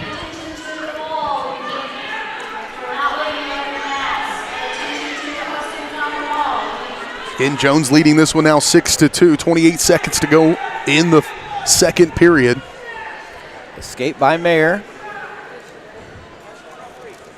20 seconds left. Second period. Mat number 1 is going to be Ashton McPhail against Paige Peterson. 2 Spring Hill wrestlers underway in the first period of this one. We're focused on mat number 3, Riley Jones. Now up 6-3 as she heads to the third period. That teammates battling as well on the mat number 1. We're going to stay on our feet for the third period. Shot by Mayer. Jones defends. Oh, she's got her leg up. Oh, she reached over. She needs to hit the whizzer.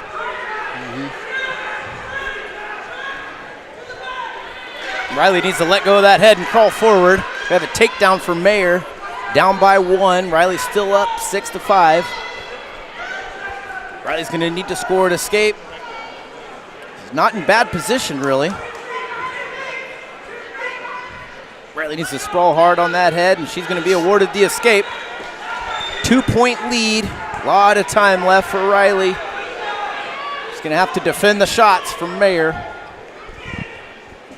Riley with the double leg attempt. Good job running her feet.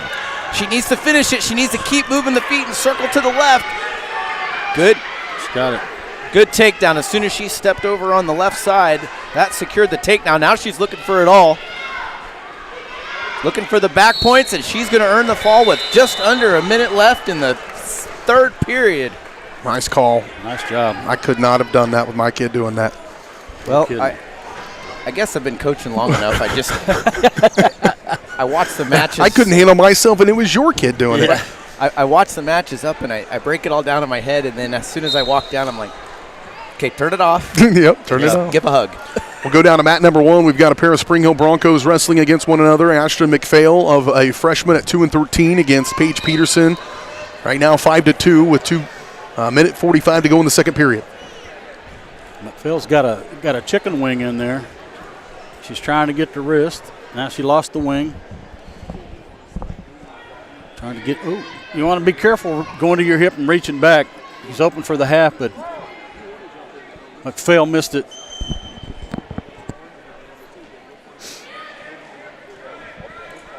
McPhail working hard for a half.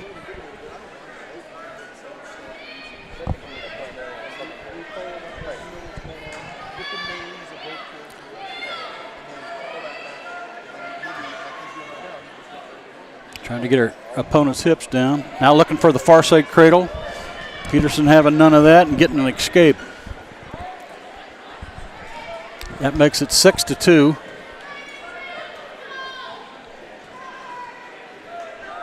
In favor of Peterson. Both wrestlers on their feet, tied up in a headlock.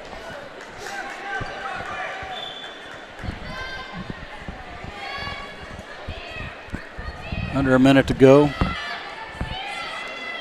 Wrestlers jockeying for position.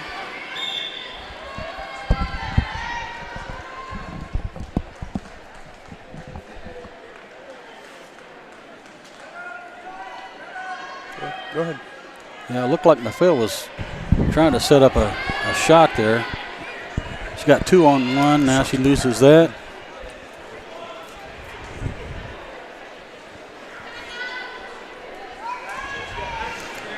How about now? Looks like she's trying to set up. Mostly just your microphone and your headphones weren't up high enough.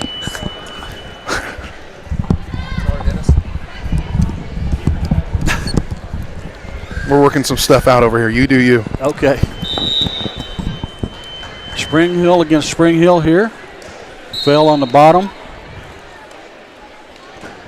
Peterson breaking her hips down. Reaching, she's reaching for that half. McPhail doing a good job defending it, fighting the hands.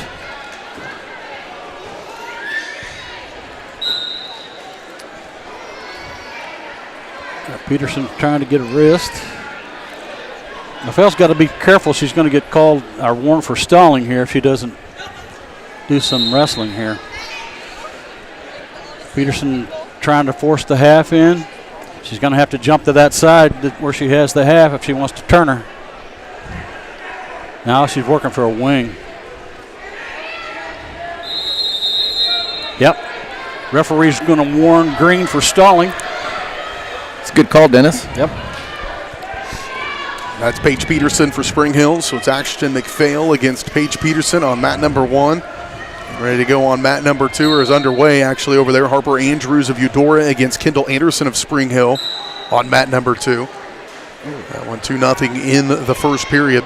And then Brooklyn McDowell of Paola against Paige Castagno of Baldwin on mat number 3. Yep.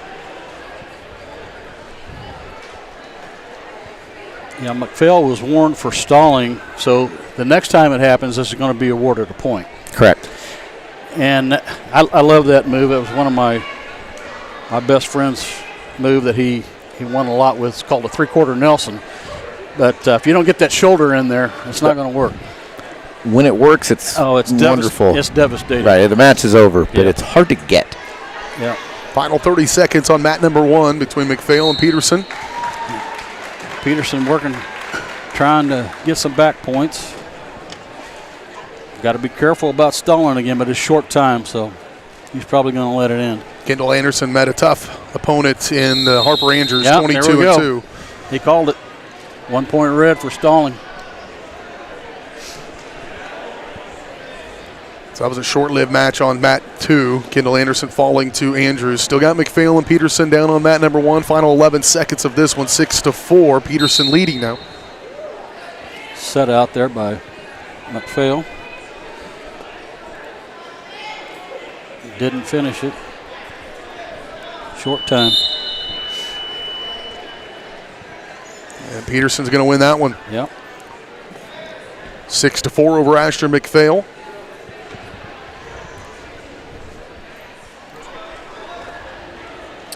Two of those points awarded were penalty points, too. That's right. We'll go over to mat number 2. Mat 2, we got Keller from Tonganoxie against Martin of Lewisburg High School. 0-0, minute 20, first period. That was awesome. That was. Great job, young lady. I didn't know better. I think maybe your dad was a coach. That was fun. Again, we're on mat number 2. Bout 77, Finley Keller, Tonganoxie 15-4 and a sophomore against Allison Martin of Lewisburg, 4-16 and a freshman. Freshmen holding their own right now in that match. Yeah. Pair of Broncos battling again on mat number 1, and Nevaeh Mulhall and Desiree Madsen. Part of that round robin, I believe. Right. Those of you who at home that don't know the difference between bracketing and round robin is what's done in the Olympics. So you wrestle every wrestler, and then they'll do pool play, and that's really the difference. Normally in bracket wrestling, 2 losses and you're out. Right. I'm just glad they do that. I think it's good to give the kids more matches because it's no fun to go 0-2 and see you later. No. 2 and through is what we used to call it. Right. Mat 2, we're going to go into the second period. Tied 0-0. Keller, Tonganoxie. Martin, Lewisburg. Martin's going to be on the bottom. Keller on top. Keller with the breakdown, looking for that quick half. She hit that with authority. That's going to be all she wrote. Keller with the victory by pin at the beginning of the second period. Let's go back down to mat number 1, a tie, 2-all match. 22's all over the place. 22 seconds to go in the first period. Quick escape. Both wrestlers up on their feet. And this is Nevaeh Mulhall against Desiree Madsen of Spring Hill, both of Spring Hill. And now Mulhall with a 3-2 lead with 6 seconds to go first period.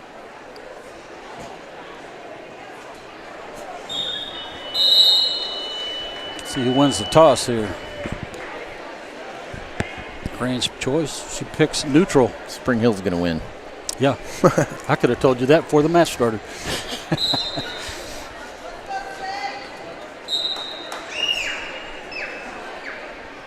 Both wrestlers tying up at the heads. Hopefully they're trying to set up a move. We've been talking about that a lot in practice. Yeah. Have a purpose. Yes.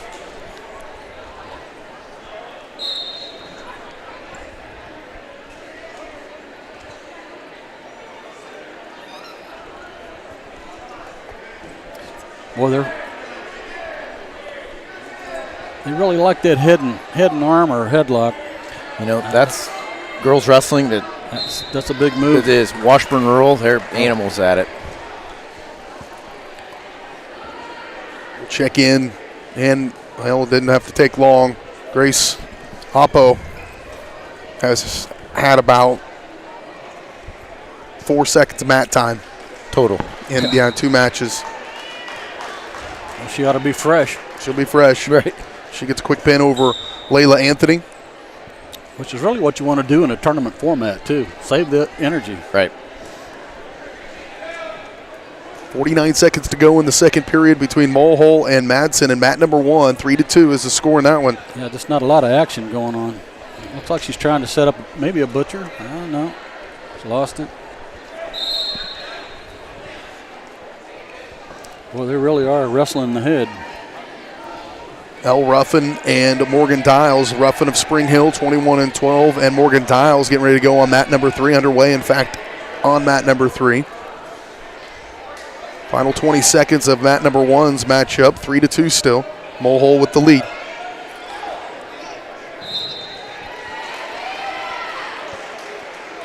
You know, it's kind of unusual to see, you know, in the lighter weight classes that they're doing all the tie-ups and whatnot. You usually see that more in the heavyweights. You know, I think it's just kind of how wrestling has evolved, and they're using it and realizing that you can still tie up. And you can score if you, but right. you got to throw it. Right. Madsen's on the bottom, referee's position. Trying to force her hips up. Got to be careful having your head on the mat.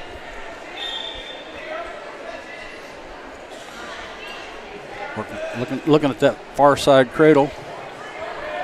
Warning stalling on green. And for those of you at home, if you're wondering what's going on, well, I don't know why she got called for that. Well, the top wrestler was working for a pin, and the bottom wrestler was just trying to keep from getting pinned. Right, avoiding wrestling. Avoiding wrestling, yeah. Now she's got her in the cradle and getting back points. We'll see if she can put her away here. Looks like she's got that. It's going to be pretty tough to get that left shoulder down. Yeah, she's back to her base. She'll get 3 near fall points for it, though.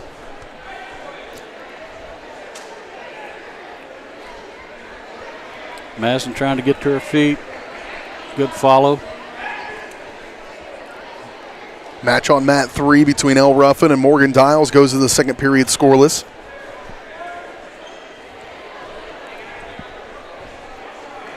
Match on mat number 2, Cameron Mather of Paola, 24-4 against Tasha Charles of Spring Hill at 16-2. That's on mat number 2. We're final 36 seconds on mat number 1 between Mulhall and Madsen. Mulhall with a 6-2 lead. Yeah, Mulhall trying to force the power half in there, and again, if she's unable to do it, yeah, well, and she's defending that well, what you're supposed to do is reach up and take it off. Right.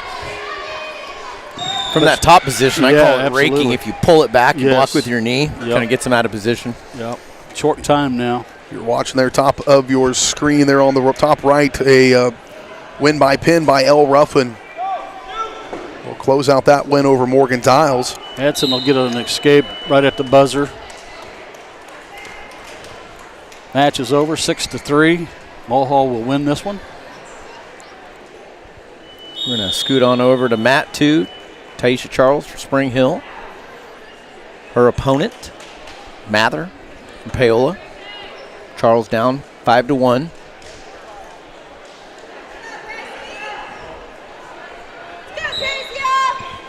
Taish will be on top to start the period.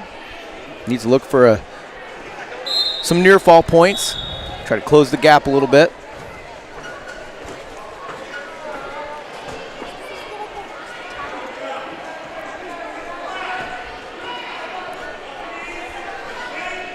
Good follow. Just getting underway on mat number 3, Gracie Hildebrand against Leola Esslinger. Esslinger with an early 2-0 lead. Charles with the cradle attempt just didn't work out. She's got in bad position, and now she's in worse position. And she's going to give up the fall to Paola. Esslinger, 24-6, the freshman, on mat number 3 against Gracie Hildebrand. Up 2-1 right now, and that one is Esslinger.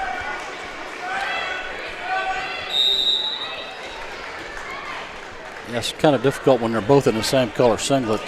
No kidding. Figure out who's who. Well, hey, those pinstripes will. Yeah, that'll help. Who's in the pinstripes? Would be Baldwin. Yep. Yeah.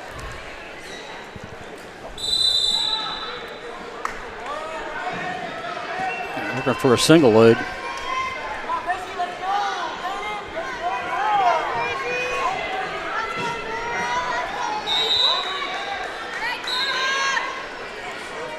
Both wrestlers are going to be in the neutral position. Back to the center. Lewisburg and Baldwin. Currently underway on mat number 1, Nora Prather, senior at 25-1 for Baldwin against Jordan Dempsey, a senior at 16-7. Cup pair of seniors battling out on mat number 1. Mat 2 is Baldwin's Jaden Wharton against Kendall Smart. And mat 3, Gracie Hildebrand against Leolis Esslinger of Lewisburg. Hildebrand of Baldwin. Mat 4 is just two dudes hanging out. Yep. Snake right there to her back. Get out 90, lift the head. It's over. That's a big win. Again, Esslinger was coming into this one at 24-6. That is a big win. And Hildebrand's going to get that one. She came into this tournament at 12-15. Wow, that's a big upset right there. I think we'll head down to mat number 1, state-ranked Nora Prather from Baldwin. Her opponent, Dempsey from Eudora. Dempsey 16-7, a senior, and Prather we mentioned a senior, so a battle of seniors here. We haven't had a ton of those yet. No. Prather in on the single leg, looking to change flare to a double. Nice. Good job. Work up the back. There you go. Well done. Yep. Nora. Chicken wing on the left side. Wrist control on the left. Up. 2-on-1 underneath. Short time, first period. Prather up 2-0. One thing you'll notice, I'll point out here, is the Baldwin weight program, I think, has been superior over the years, especially when it comes to females. I've watched multiple games, I've been at softball tournaments and stuff, and just the strength and power of Baldwin brings to the mat oftentimes, or to the field, especially on the girls' side of things, is different. It does make a difference.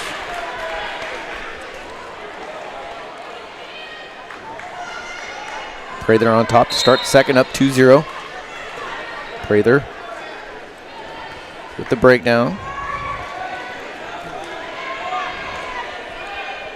Prather with a good, tough ride on top. Prather looking for the half. She's got Dempsey to her back, looking for near fall and more. And Prather with the pin over Dempsey from Eudora, and she will advance.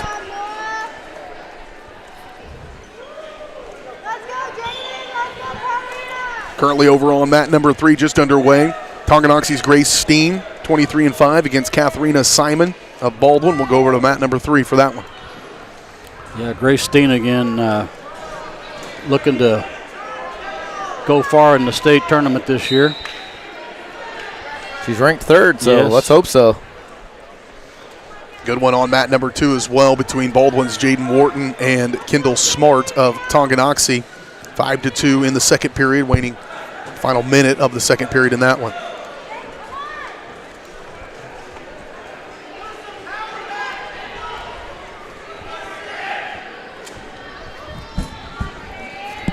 Like Steen trying to set something up. Maybe let's see what she's going to do here.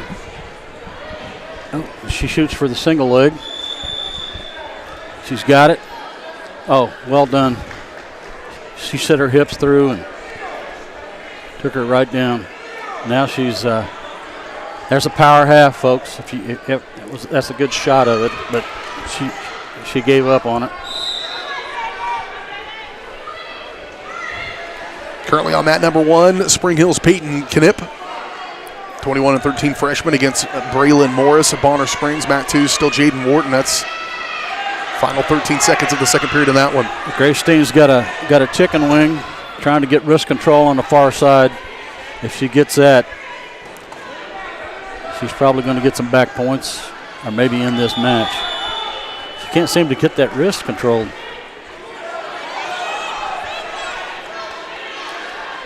She's a powerful wrestler.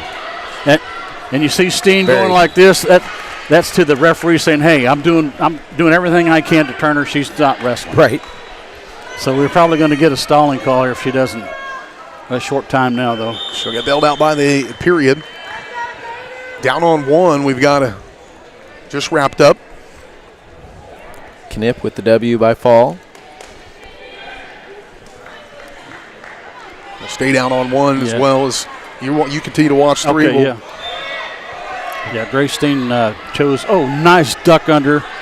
Nice takedown. Getting ready to be underway on mat number one. Avery Feeback, 28-2 against Katie Duncan. I can see why Grace Steen is ranked. Right, she's tough and physical. You heard that mat return. Oh, yeah. Yeah, she's a lot of power. Oh, now she's got that wing and wrist. That throw pretty much did that one. Yeah. So down to one. Again, Avery Feeback, top wrestlers in this tournament as well, 28-2 coming into this one. And she'll be going against Tonganoxie's Katie Duncan, sophomore at 10-16. And one thing you'll see about Avery, she stays in really, really good position as she wrestles. She's explosive. Duck under attempt.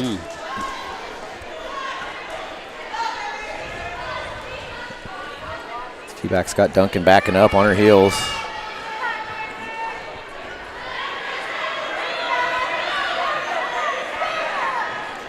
Avery with the high C, change off to a double, feet to back, right to the half. That was chain wrestling at its best right there, straight to the pin. Good match for Avery Feeback as she rolls on. Talk about strength too, that's just another arrow in her quiver. Right. Just power. Yeah, you can see the power. About to wrap up on the mat number two. It's been a pretty good battle going on up there, just eventually overwhelming. Is she in Steen's weight class? I'm not sure. Avery? No, she's okay. One up. Gotcha. I'd like to see those two wrestle. We'll do an exhibition at the end. Yeah. There's a big gap between 170 and 190. Yeah, there is. That one just underway over there. Baldwin picking up the win. We've got one match underway over on mat number 3. That is Kenna Leonard, 24-2 for Paola, the senior, against Finley Kellerman at 11-14, the sophomore. 2-0. Leonard in front in that one. Minute 28 to go, first period, so just underway.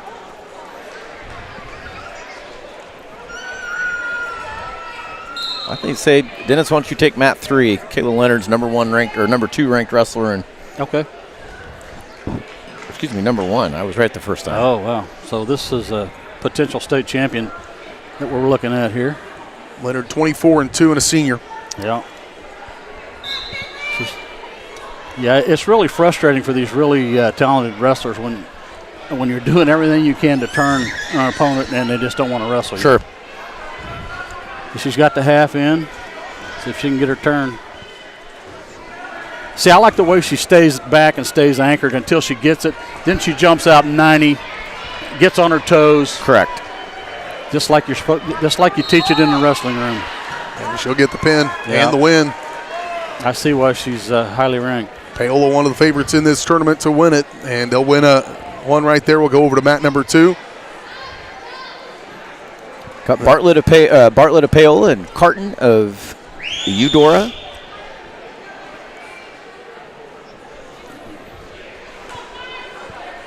Scored 0-0. Minute 8 left, first period.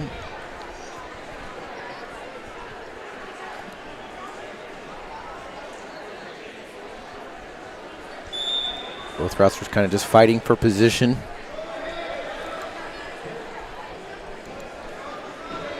Looking to control the tie.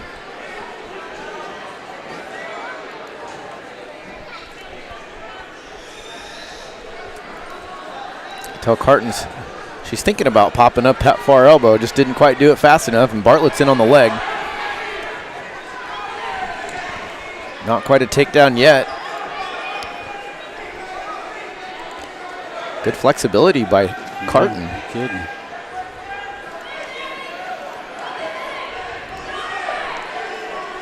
Match underway on mat number 3 as well. Bonner Springs' Aaron Krebs against Tonganoxie's Anna Tuchtrop. Bartlett needs to pull Carton's leg back into the mat, and looks like they're just going to run out of mat space. Good defense by Carton. She didn't flee the mat or anything. She just stayed in good position, didn't give anything up, showed some great flexibility.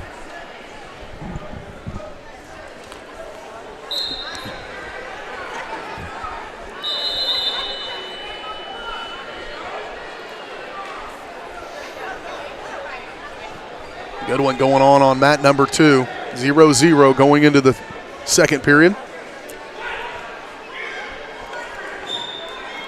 Between Bartlett and Carton. Carton will be in the top position.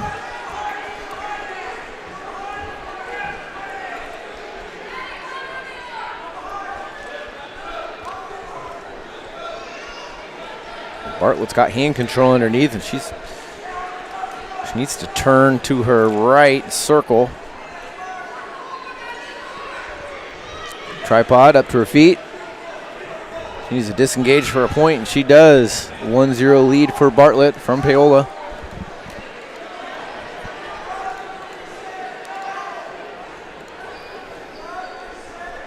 One of these two ladies is going to have to open up a little bit and show some of their attacks. Duck under attempt. Nice to a double. That's a bad position to be in, but all is not lost.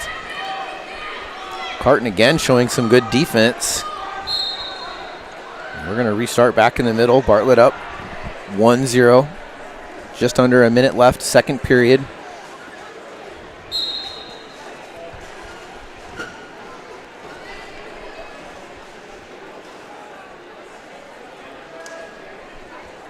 Again, both ladies fighting for position. Looking for their tie.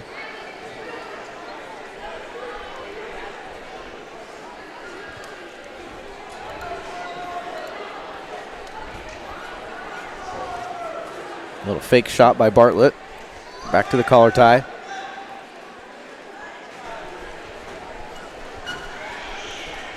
.20 seconds left. Second period. Paola up 1-0.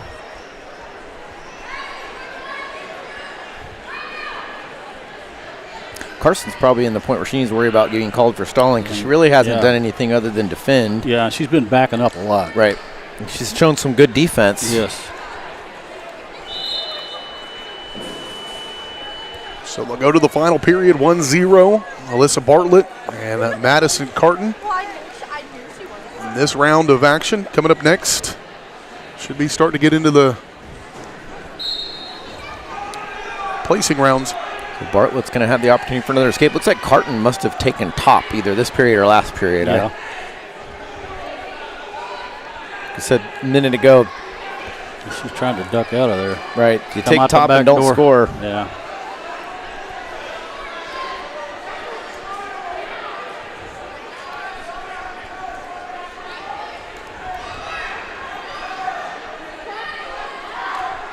Bartlett, hand control, tripoding up, same thing, same way she scored last time. Keep moving her feet, there's a warning for stalling. There's that stall. Should have cut her about 2 seconds prior. Yep. Next time it'll be a point. Yep, there is one. And Bartlett, 2-0 lead via 2 escapes. Bartlett really doesn't need to be overly aggressive in this situation. She's got about a minute. If the shot's there, take it, but you don't need to force anything. No, and your opponent's already been warned for stalling. Right. And yeah, she just needs to stay in good position. Yeah, just don't get in trouble. Right. Yep, circle. Focus on good footwork. 40 seconds left. Bartlett in the black singlet, leading by 2. 35 seconds to go. Carton for Eudora trying to make a move. Final match of this round. We'll have a brief break.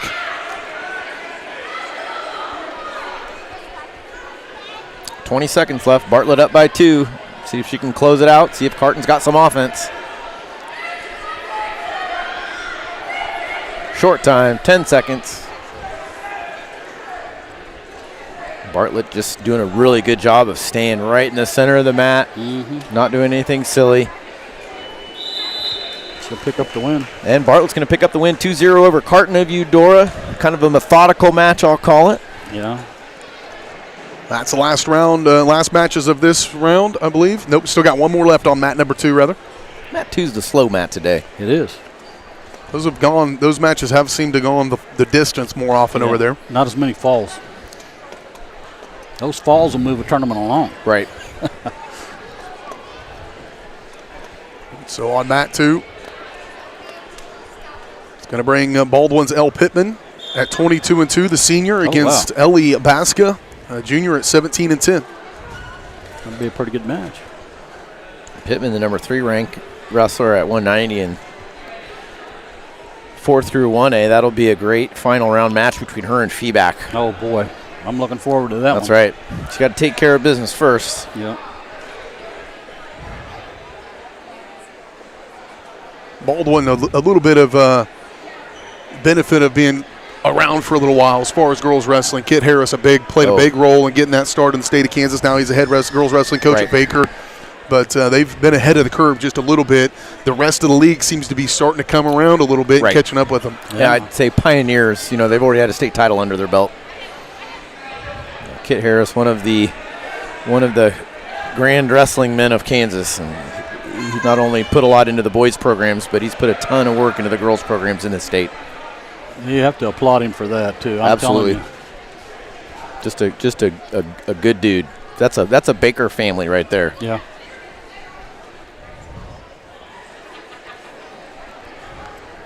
Nice resource too. You guys talked a little bit about in the pregame about having the college programs nearby, and so it is that added incentive that perhaps other kids may not have as readily accessible with Ottawa and Baker, and I'm sure a few other ones right around here. Well, just to make a point too, BJ, is if you have a high school program, you want to have a strong kids program. Sure. That's a feeder program into your high school. So now, with the college coaches around now, I'm sure he's scouting and trying to get. Big move there from Baska. She's in trouble. Holy cow. This would be a big upset perhaps. 17-10, Baska Jr. Got there her. It is. Wow. That's a huge upset. Oh, wow. Paola doesn't think so. They're excited about it, but that's what they expect down there. Yeah. Paola, another strong program, boys and girls. Yeah. So that'll be our final match of this round. We'll take another quick break. We'll come back. More tournament action coming from the 2024 Frontier League Girls Wrestling Tournament here on Spring Hill Sports Live from Spring Hill High School.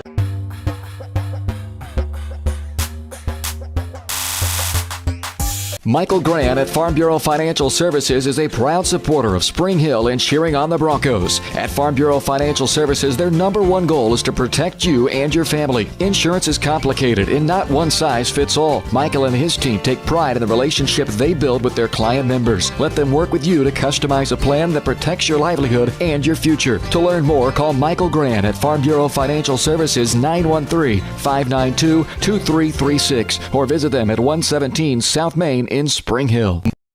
For more than 20 years, Gherkin Rental has been the place to go to get the job done in eastern Kansas and western Missouri. With a huge selection of quality equipment, from roll-offs to trailers, telehandlers to generators, power washers to popcorn makers. Experienced equipment professionals and clean, well-maintained tools to help you get the job done right the first time. Gherkin Rental. Stop by any of their 13 locations across the KC Metro or call 855-GHERKINS. That's 855-437-5367.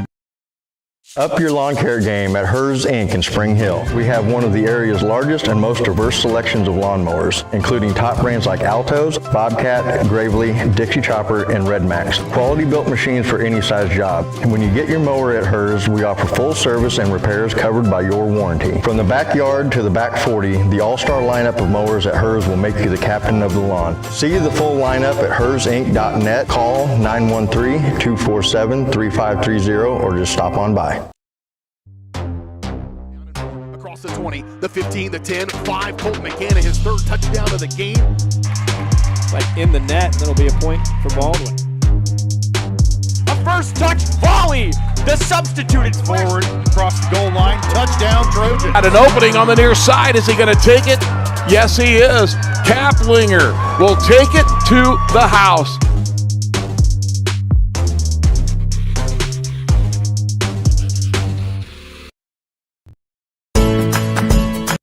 Are you looking for a trusted heating and air conditioning contractor? Look no further than Comfort Designs. Comfort Designs Heating and Air has 100% NATE certified technicians who are friendly, knowledgeable, and ready to help. They'll care for your home and complete the job with speed and precision. Locally owned and operated for more than 20 years, Comfort Designs Heating and Air Conditioning. See all they have to offer at comfortdesigns.net or schedule your appointment at 913-592-4453. For more than 20 years, Gherkin Rental has been the place to go to get the job done in eastern Kansas and western Missouri. With a huge selection of quality equipment, from roll-offs to trailers, telehandlers to generators, power washers to popcorn makers. Experienced equipment professionals and clean, well-maintained tools to help you get the job done right the first time. Gherkin Rental. Stop by any of their 13 locations across the KC Metro or call 855-GHERKINS. That's 855-437-5367. Hey folks, save $1,000 on your interior painting project this winter. Hire Absolute Painting during November through February and qualify for 10% off your project, a free paint upgrade, and a free color consultation to make sure you choose the perfect colors to transform your home. This amazing offer only lasts until our winter calendar is booked and spots are filling up fast. Call now and save $1,000 on your interior project. No money down, affordable monthly payment options are available. This offer won't last long, so call now to save $1,000 on your interior project with Absolute Painting, where quality is absolute. At Olathe Health, we perform cutting-edge surgical procedures because changing lives with innovative care drives us, one patient at a time. Olathe Health. Advanced healthcare. Advancing lives. If you're off your game because of pain or injury, turn to Olathe Health because orthopedics is our game. Joint repair and replacement, chronic conditions and injuries, hand surgery, sports medicine. Make an appointment today. Hi, I'm Dr. Aaron Stoes with Paola Vet Clinic.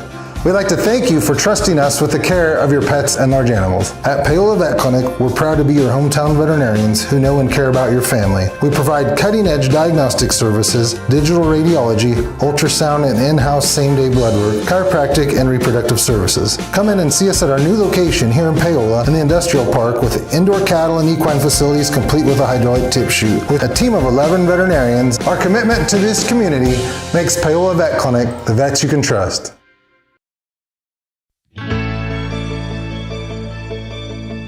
Everyone loves a special occasion to come together to celebrate. The Meadowlark is one of the premier wedding venues in the Kansas City area. But it's even more. Beyond nuptial and corporate events, the Meadowlark is now bringing live music to the area. Come enjoy a night of dinner, drinks, and entertainment without waiting for an invite. Follow Meadowlark Events Live on Facebook for upcoming shows. Now you have even more reasons to celebrate at the Meadowlark.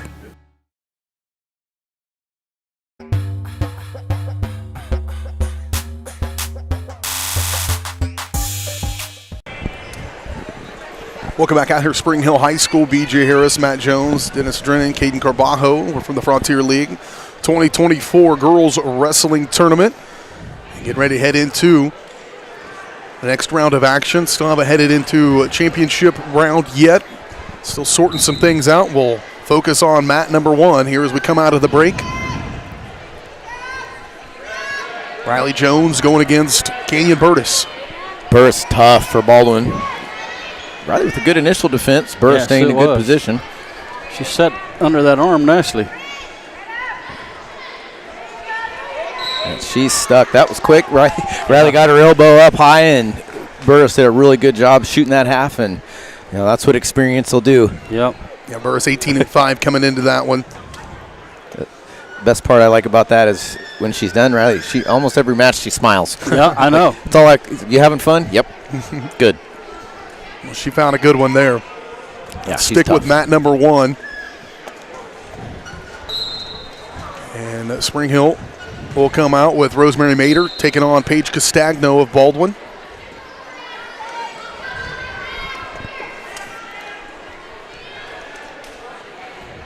Wrestlers tying up, looking to set something up.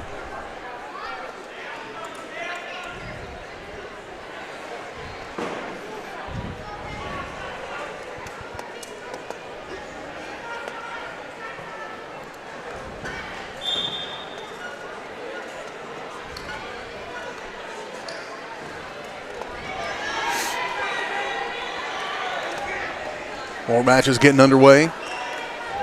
Mat number 2 is Bonner Springs' Janaea Ratliff against Campbell Meyer of Eudora. And on mat number 3 is Autumn Wilson of Tonganoxie against Brooklyn McDowell. We're watching Rosemary Mader of Spring Hill against Paige Castagno, 0-0 in the first period, 1:05 to go in it on mat number 1. Oh, it's a nice snap down by Mayer to get the takedown.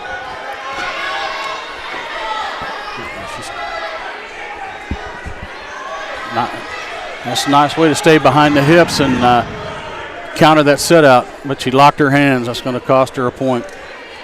She did that her last match, if I recall. Yeah, she did. Mm-hmm. Oh, man.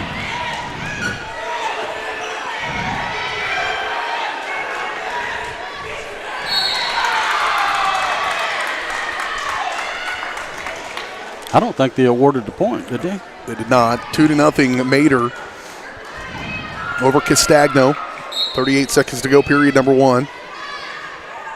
Campbell Meyer with a 2-0 lead heading into the second period in their match over on mat number 2. Autumn Wilson with a 2-0 lead in the first period on mat number 3 over Brooklyn McDowell. Mader's getting a little high, and yes, if she's not careful here, she could get herself in trouble.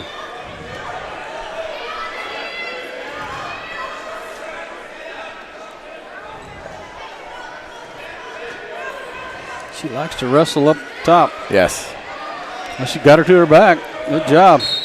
She did a good job blocking that. Yeah, that's what got it. That's the first time I've never seen the point awarded. Well, the official awarded it. Yeah, he did, but I don't think the table got it. They must have missed it. Yeah. Well, it worked out for Mader. She gets it by pin anyway, up on the top.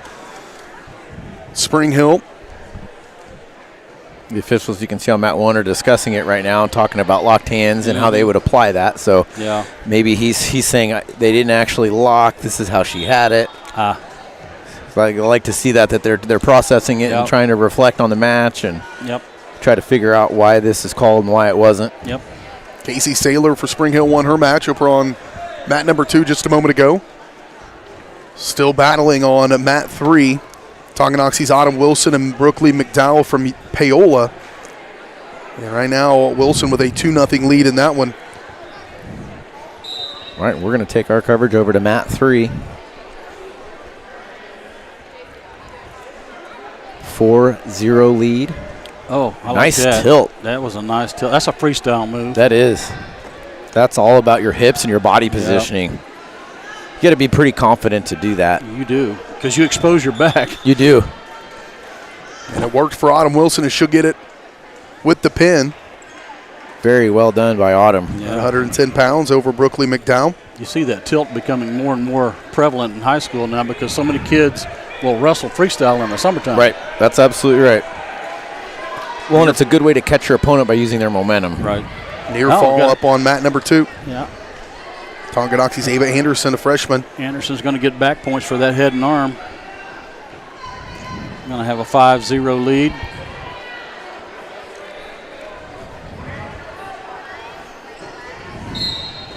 Staying anchored. Get the opponent's hips down. Looks like she's fighting for a wrist. Yep, she's got the wing.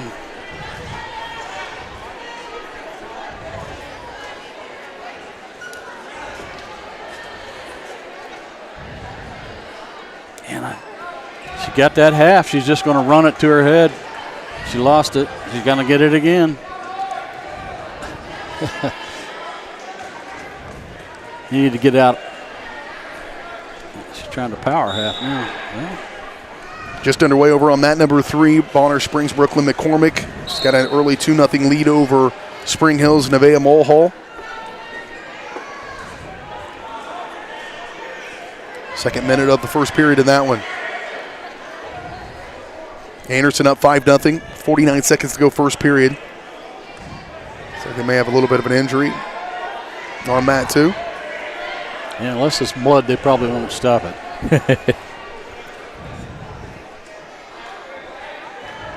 Yep, she does have a cut. Going to have an injury timeout. We'll go over to Matt 3. Matt 3, Nevaeh's down 5-0.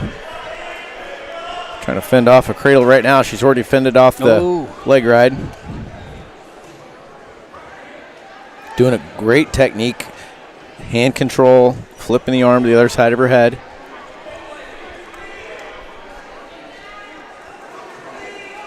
Nevaeh in the tripod. 20 seconds left to try to get some scoring off the bottom. Nice Turk. McCormick's tough on top. Oh, man. You don't see a whole lot of girls leg riding. Oppo went all the way 2 minutes into the match before falling to Allison Martin. Yeah. Or winning over Allison Martin, rather. Oppo. 29-6 now. If you add those 3 wins she's got in this tournament. Anderson continue to wait on her opponent to get cleaned up. We're over on mat number 3. Watching Mulhall. We're going to be on our feet. Wise decision. Nevaeh, see if she can create some offense. Close the gap a little bit, down 7-0. Beginning of the second period, excuse me.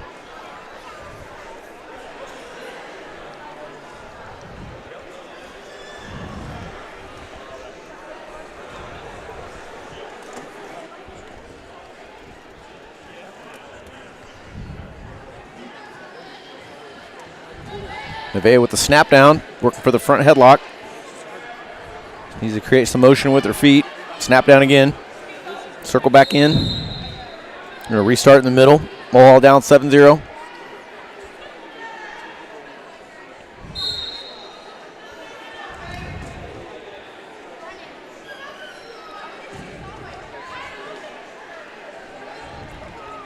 Second period.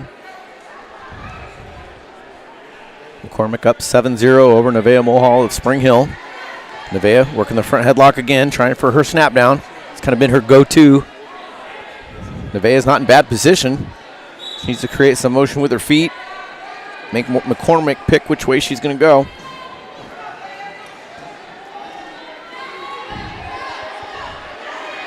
Nevaeh in on the leg. Looking for that cradle from Spring Hill. Almost. She just kind of ran out of time, or ran out of space. We're going to restart back in the middle. Nevaeh still down 7-0.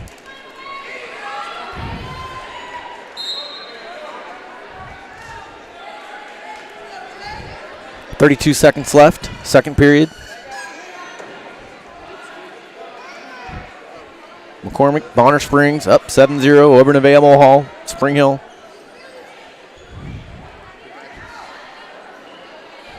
.15 seconds left. Still working on the injury over on mat number 2. Mat number 1's got Paola's Jalen Taylor at 21-6, coming against Nevaeh Brown at 22-13 for Bonner Springs. Taylor right now with the lead, 5-2. Heading into the third period, should be a good one down here on mat number 1. We're going to enter the third period over on mat 3. Let me know when we're ready to go to mat 2 when they're back at it. You're on mat 1. You got a 5-2 lead. It's all tied up. No, it's 5-2. Heading into the second period on mat number 1, over on mat number 3. They're still cleaning up blood. Still Nevaeh Mulhall and Brooklyn McCormick, 7-0 in the third on that one. Both wrestlers in the neutral position. They spent most of the second period that way. Nevaeh with several opportunities, several front headlock chances, just couldn't quite turn the corner. Now she's in on a double leg against McCormick. McCormick with a great defense. She's going to spin around behind, but it's going to be out of bounds, and they're going to reset in the middle.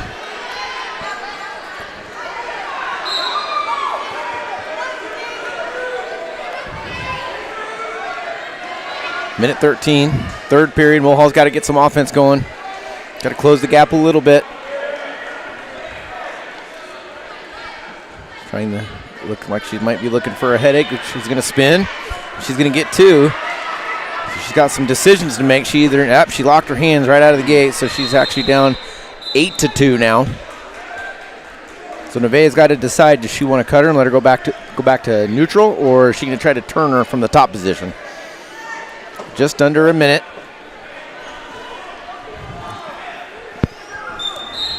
So Nevaeh's going to try to be on top. See if she can turn, earn some near fall points. Bonner Springs wrestler just reaches around the head and just shows some brute strength. She's going to get the headlock. Nevaeh's in bad position. She's in trouble. And Nevaeh's going to give up the pin. 29 seconds left in the third period. Go down to mat number 1, Jalen Taylor, 21-6 against Nevaeh Brown of Bonner Springs, 22-13. Taylor of Paola, good one in the final 14 seconds of period number 2, and that one 5-2. Yeah, and the referee just warned both wrestlers for stalling, so you can tell that there's not been a lot of activity here.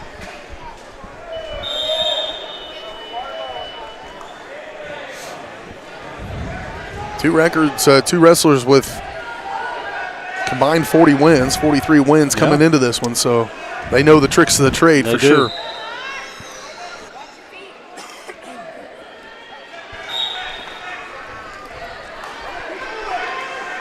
Bonner wrestler tried to get to her feet. Good counter by Paola. Fighting the hands.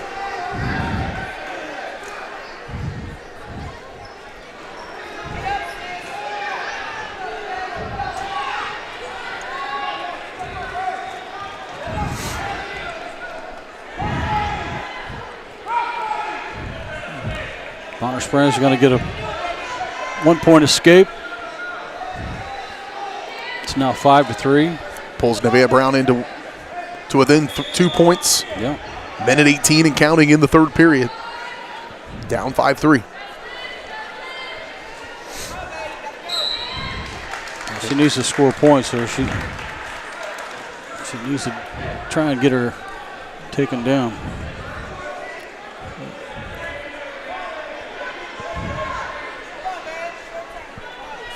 Yeah, near under a minute here. It's like you almost got to try and find out what you can do. Yeah. A little more sense of urgency. Yep.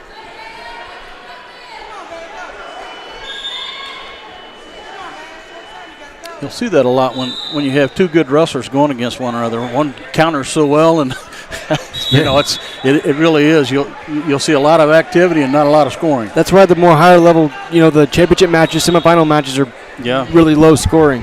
Yeah, typically they are.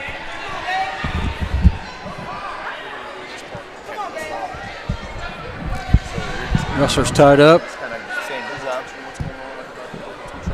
Brown was looking for a throw there, but backed out of it. Short time now. 5-3. Yeah, Bonner really got to look for a shot. Yep. Or a takedown. Yeah, we've got a warning for stalling on Green.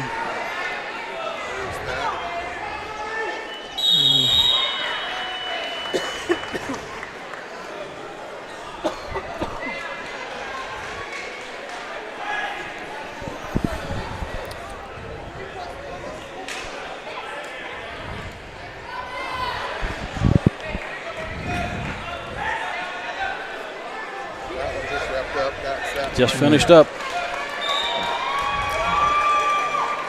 Paola winning net match against Bonner Springs.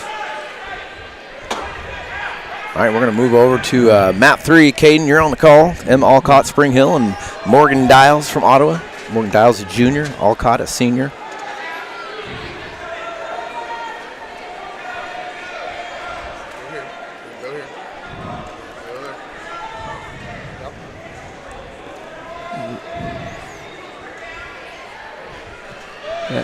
Okay. She's doing good. A pretty good job on top there, trying to ride her out. Closing seconds of the first period.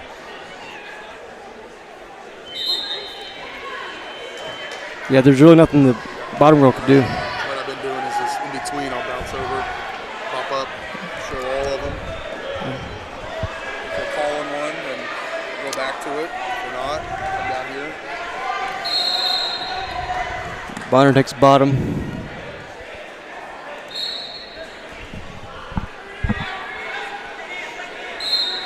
Caden, if you're all caught, what do you need to do? Down a point. She's on the bottom right? She's down right now. Down, yeah. In points. I would try and build to your base and try and get an escape.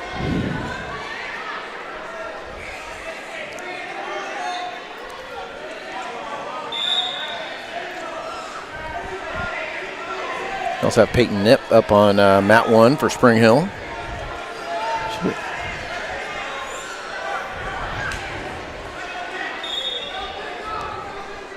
Trying to get a holder there. Alcott with the fall for the Broncos. Switch over to mat 1. Got the names mixed up. Yeah, Knipp trying to control the head. She's got a good sprawl going. Trying to use the old bow and arrow. That's right. Yeah. Whatever works.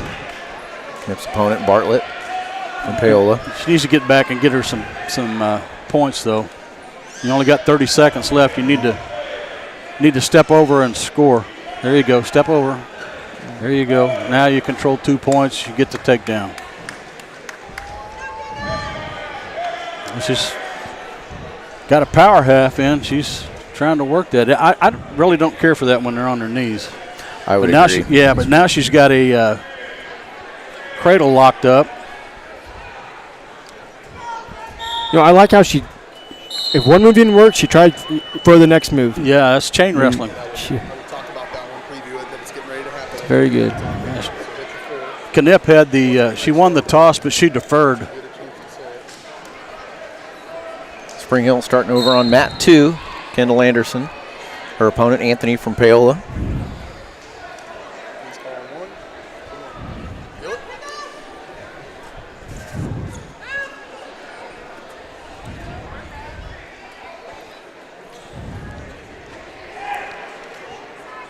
Knipp trying to set something up here. Cardiac Knipp. Yeah. Nice counter on the single. Good sprawl. Control the Trying head. to circle behind. Yeah, but she's doing a good job at getting her legs having back. those legs. Yeah.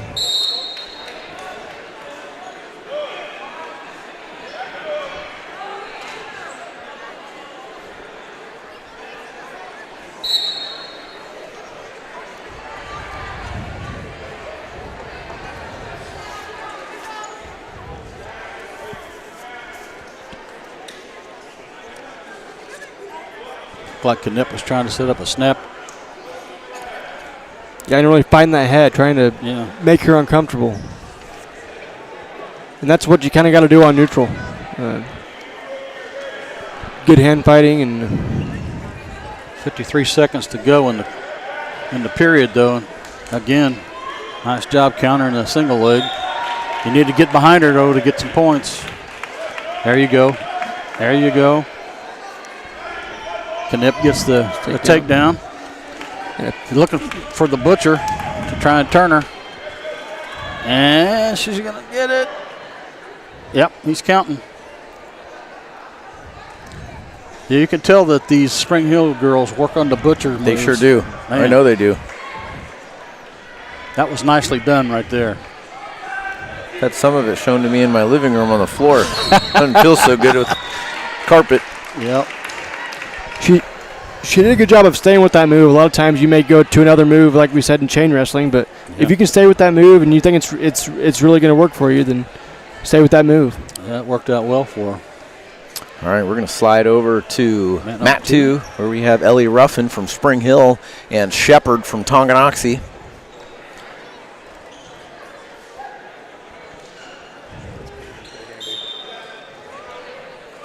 Oh, wow. Man. Power right to the back. Ruffin's physical. She's trying to kind of get back so she can get chest to chest. There we go. Okay. Ruffin with the pin, and we're going to slide back over to mat 1.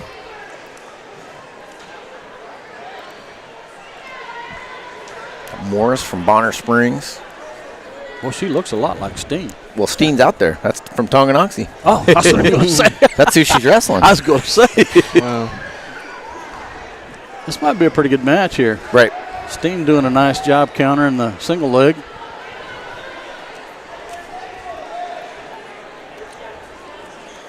She's a very fundamental wrestler. She is. Very sound. Now she's got the butcher.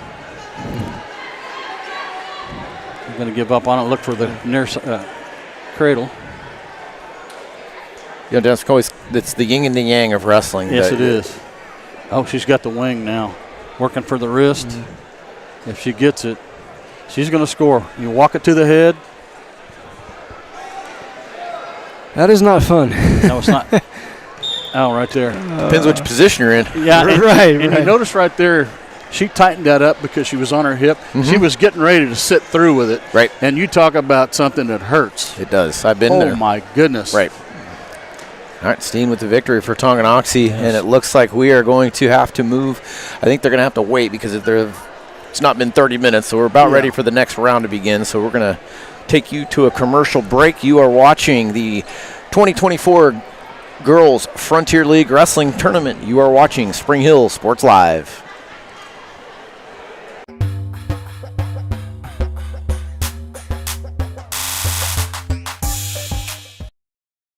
Massage is more than relaxation. Apex Massage Therapy can go beyond with targeted work for headaches and sinuses, myofascial releases, trigger point therapy, neuromuscular therapy, reflexology, cupping, and hot stones. Kylie's hands go right to the problem areas and work out all the issues. She is certified in prenatal massages, oncology, lymphatic drainage, pre- and post-surgery massages, and she can also work on minors and athletes. For openings and specials, like and follow Apex MT on Facebook. Oh,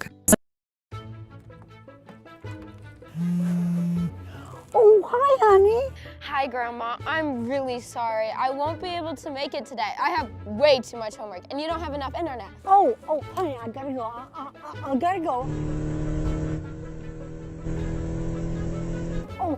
Oh, I need more internet in my house. Well, you could have just called, right? Oh. Call Go Brawley today.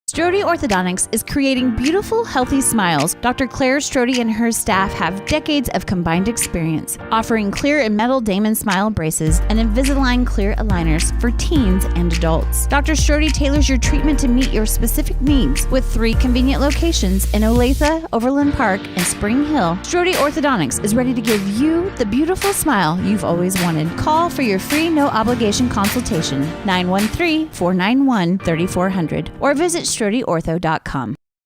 Craving a quick pick-me-up, tasty lunch, or afternoon treat? Have you been to The Bean? The Bean Coffee and Cafe in downtown Spring Hill is that rare mix of hometown charm and uptown style. At The Bean, they brew the finest cup of coffee, tastiest teas, and most refreshing smoothies and frappes around. The Bean is proud to serve delicious, handmade pastries by Scratch KC, and they have the best breakfast, lunch, and convenient grab-and-go options in town. Have you been to The Bean? The Bean Coffee and Cafe, downtown Spring Hill.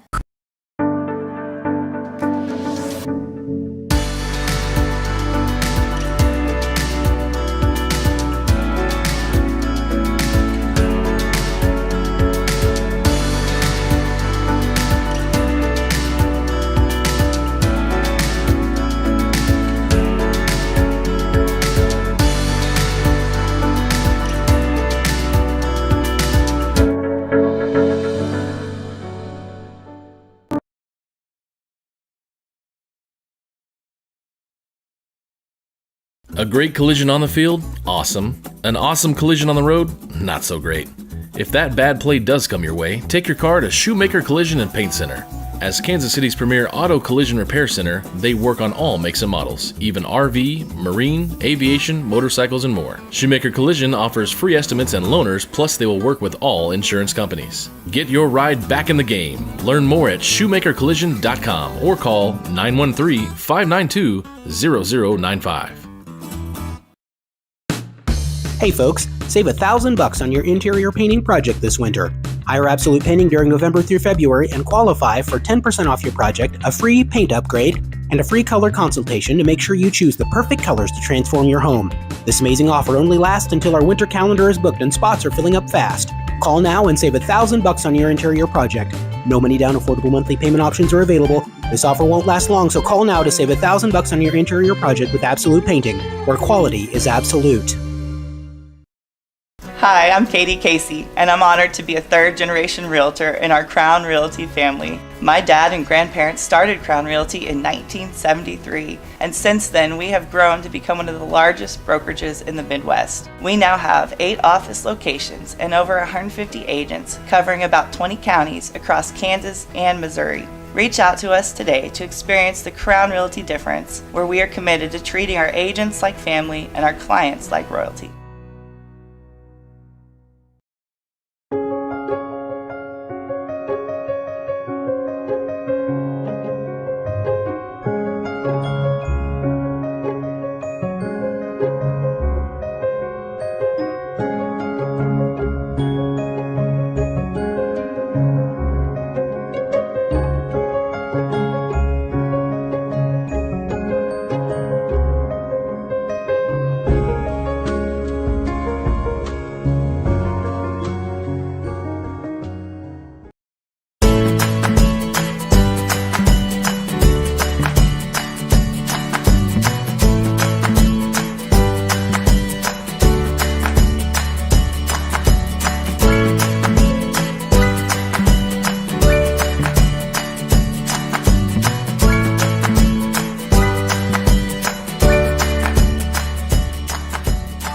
First Auction Bank, community banking at its best.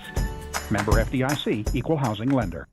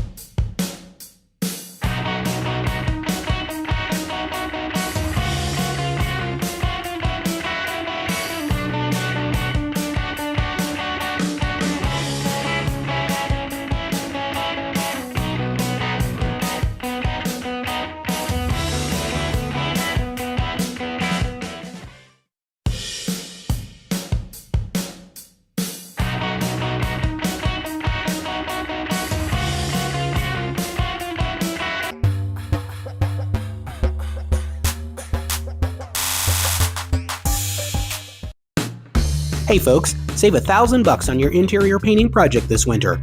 Hire Absolute Painting during November through February and qualify for 10% off your project, a free paint upgrade, and a free color consultation to make sure you choose the perfect colors to transform your home.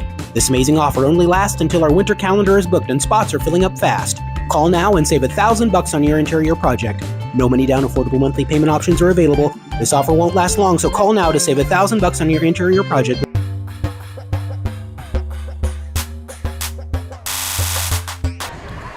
And welcome back to the 2024 Girls Varsity Frontier League Tournament. We are underway in the final round. Some of these are pools that are finishing up. Others will be the championship 3rd and 5th place matches on 4. So we are going to bring you coverage till the very end. We are going to start on mat 2 because I get to pick. Yeah. So pretty easy one. Right now we got Spring Hill wrestlers on 3 of the 4 mats. It's like Baldwin just clinched the victory over on mat 1. Mat 2, Riley's waiting for her opponent from Tonganoxie. There she comes. We're gonna go over to mat 2. Winner gets 2nd. Loser gets 3rd. Both wrestlers have lost to the Baldwin 105-pounder. So Riley Jones, Spring Hill, Troyer, Tonganoxie. And we are underway at 105 pounds. Riley with the shot. Went in with her elbows a little bit too wide. She needs to kind of think about shooting that again.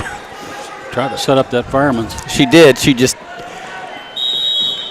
kind of lucky she didn't give up a takedown. She tried to dump again. She needs to stick in there. She can't let go of that arm. You know, if she's really that proficient at the fireman's, you need to teach her the Kelly. Well, we haven't quite given her the 2 yet. Okay. No, the other girl. Oh, no. Oh, nice job. Jones is going to pop out on top for the first takedown. It's kind of a little weird scramble there. It looks like the Tonganoxie girl probably should have been awarded 2, but Riley has good balance, though. It's low center of gravity. comes by that, honestly. Yeah.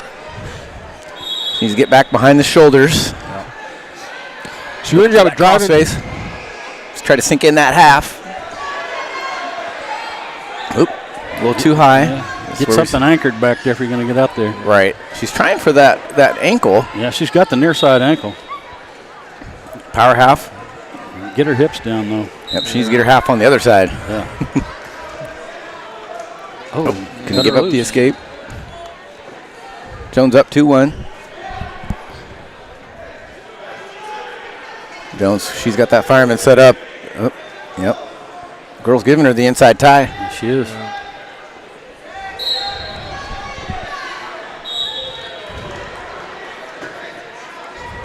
Oh, nice duck under. Nice duck. Look for that mat return. Stay out of the headlock. She just needed to get her head behind that arm a little bit more. She did. Oh, nice fireman's. Use it. Use it. Needs to move her feet. Get with it. Still has a chance. Finish Short time. Come out and get you 2. Yeah, there you go. Good job, and that's 2 points for Riley. Close out the period. Kate and I always talk about scoring clutch takedowns with short time, and that extra 2 points will prove huge moving into the second period. Jones up 4-1. Tonganoxie's going to defer. He's going to pick down. Riley's going to pick down. Got to be careful with the long leg opponents. Yeah, that's true. Riley's done a pretty decent job this season of getting escapes, even against some of the good wrestlers. She's done an okay job with it. Just a lot of being on the bottom is fight. Yep. Toughness. The one thing about being on the bottom is finding what you want to start out with doing. Right. You don't want to start with a stand-up and then go to something else. If you do a stand-up, then you do a stand-up. Right. Needs to pop that head out. Nice job. Nice. Ooh. Oh, careful. They're going to kind of weeble wobble their way out of bounds. They're going to restart. Kind of go over on her hip a little bit there. Right. You can tell the inexperience. You know, something's there, and then just stand up, attempt again. Nice job. Fight the hands. Hits back. Mat return again. Right, just get up off that. Stay careful not to get on those hips. Need to clamp that arm down, look away.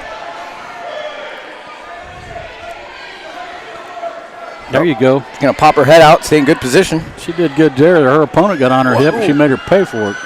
Riley with the reversal, and she's looking for a back point. She's got the half. Yeah. She scooped that arm. She's looking for a near fall. Get chest to chest. Tee out. Scoop, did a good job catching that backside arm. Yeah, catching that arm. That's the big thing. Stay chest to chest right here. Look for the fall. Get on your toes. Chest to chest, and she earns the pin. Good for her. Riley with the second place finish in the Frontier League Wrestling Tournament in her first year of competitive wrestling. Congratulations, Riley. That's great. I'll take it. That's great. All right, Dennis, let's see what match we have going on. Where are we heading? We have Tongi here, and we got Spring Hill going over there. Okay. Not sure which one you want to do. Well, let's see. We got one just started. Let's go with Tonganoxie. How about that? We'll go to mat 1. Yeah. Who do we have here? All right, on mat 1 we have, trying to look right there, we've got Grace Vanderweide, Tonganoxie, and Seek from Paola. I don't know if it's Grace Vanderweide. I know that. I'll look. Nice takedown with short time there by Tonganoxie. She won the toss, and Tonganoxie's going to pick bottom.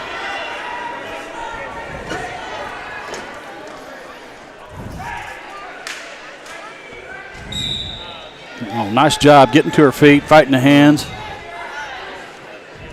Paola wrestlers out shooting the half, but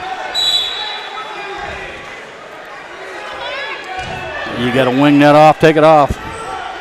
Bree Seeks, sophomore, 10-12 record from Paola, and Vanderweide, a junior from Tongi, 12-13.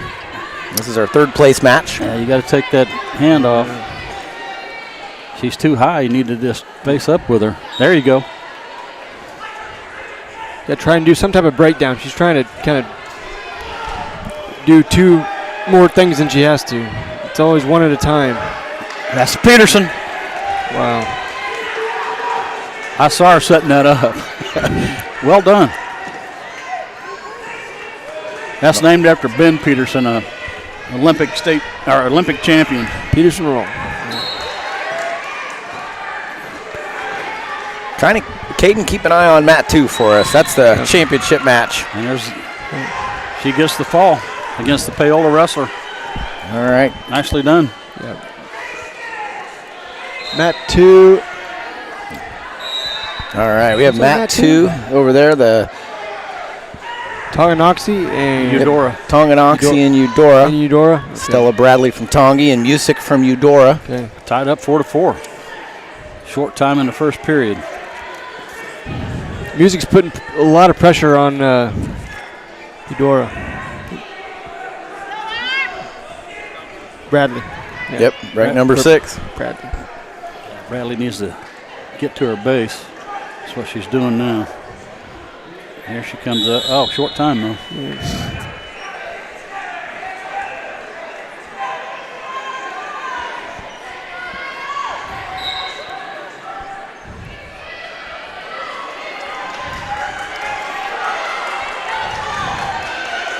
So number 6 seed versus number. It's the 1 versus 2 seed, but Stella Bradley's ranked number 6 in the state currently for Tonganoxie. Oh, okay. Yeah.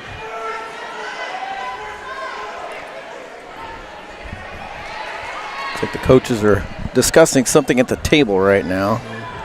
Probably working on the score. Is it 9-2? It is. Music's had some. It's putting Bradley in a tough spot. Yeah. Yes, I assume we'll have to come back on this. Are Tongi and Eudora in the same regional, Dennis? I think so, yeah. Spring Hill just finished up here. It's like Paige Peterson over there. With a win. With the win. That's for third place. Good for her. Good. This is a potential upset brewing here on mat number 2. Yeah, we're going to stay there on mat 2, just kind of sort out what happens so we don't miss anything. Again, 9-2. Dennis, I'll let you roll with it. Starting the second period. Yeah, she's going to choose down because she needs to score. It's always a wise choice when you do need to score. Taking down. You got to be quicker than that to get your hips out, though. Yeah. Like a switch or a stand up or a sit out.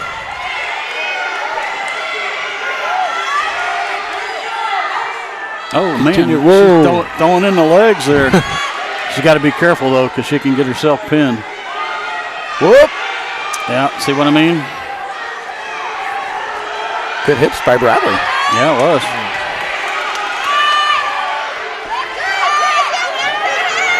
Now it's 9-4. Got a pin by Ariana McDaniel, 5th place for Paola. Mat 1. Getting too high there. She's got the butcher in, though. Oh, she's getting back points, too.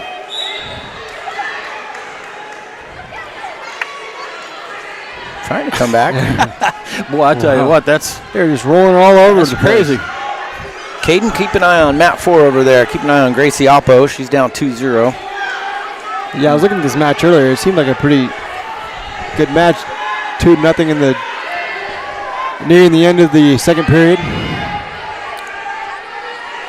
Bradley's come back and tied it up at 9.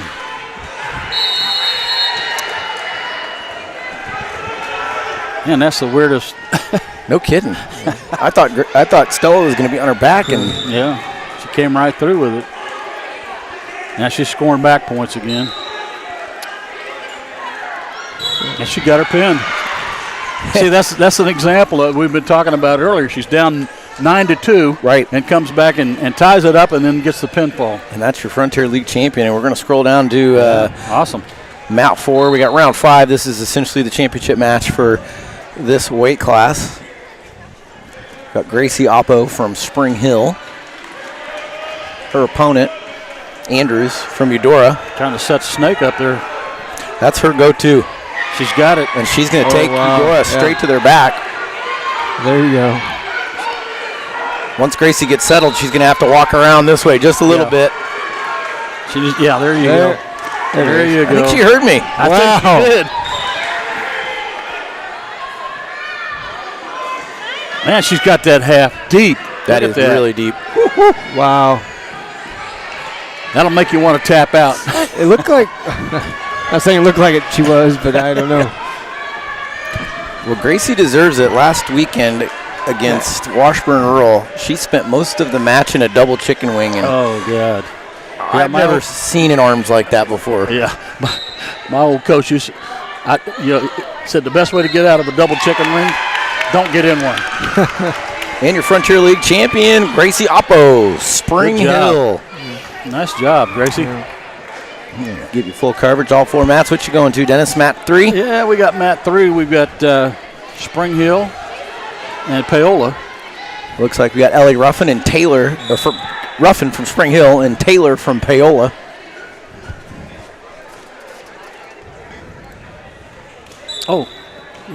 Oh, she went for it. And now that Paola wrestler shoots a nice. That's a very good example of an advanced wrestler. You shoot, and then they shoot right back on you. You got to. Yeah. Well, Taylor, senior, 22-6. Ruffin, junior, 23-12. And this is round 5, but essentially your championship match for this weight class. It's like a good matchup. I like the way the Spring Hill wrestlers fight the hands even on the set out. They do, yeah. Quick update on Mat 1. Nora Prather, state ranked for Baldwin. She's currently down and on her back against Cameron Mather from Paola. She's in trouble. And she got off her back. We're going to focus on Mat 3 right now.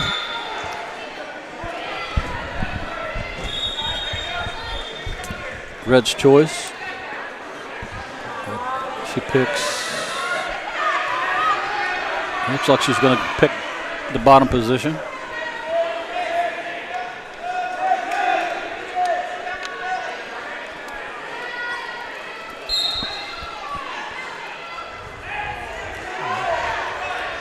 Trying to do a crotch lift there. See if she can drive up. Yeah, she needs to work up the back. Oh, he'd already blown the whistle when they were out of bounds. So many whistles going on, you know. He had to be a little more assertive with that. Yeah.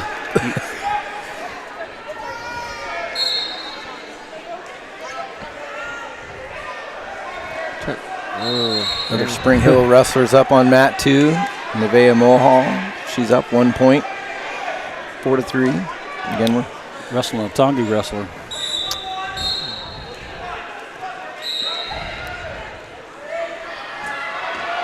She got her hands locked. It's you know, cost her a point.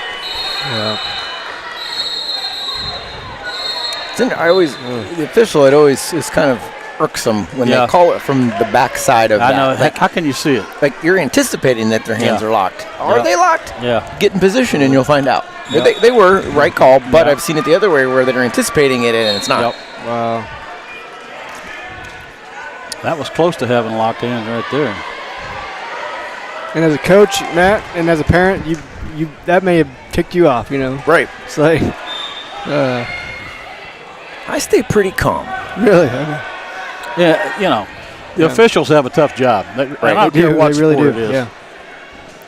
I usually reserve it for an illegal hold that could lead to injury. Yeah, that's I'll let it out then. Yeah. It's about protecting your kids and exactly. You want that point, but safety is always the number one. Right. You never want to see somebody get hurt. Right. That's if they miss an illegal hold that leads to an injury, you're going to hear it. Got to get it. Working for the pin here on mat number 2. Spring Hill's got the Tongi. Yeah, there it is. There we go. Nevaeh Mulhall with the victory.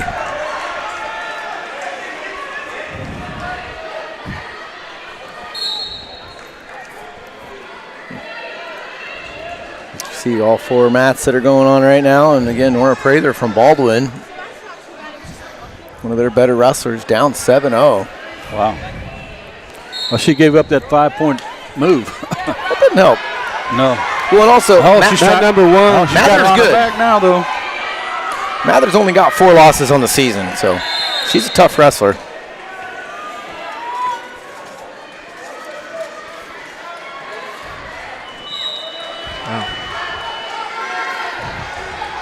Yeah, Mather's number 6, Prather's number 4. So, you know, this is a good match. This is what we want to see. Exactly. We're gonna focus in on mat 1.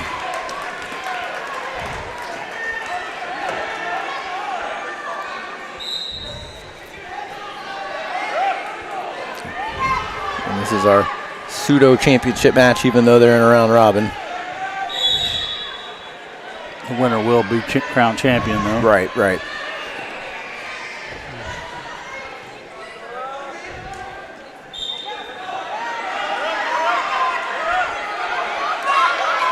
Lots of hands. And Prather kind of chipping away. Yep. She's only got 1 loss on the season, senior. Now there's also a senior, only 4 losses on the season.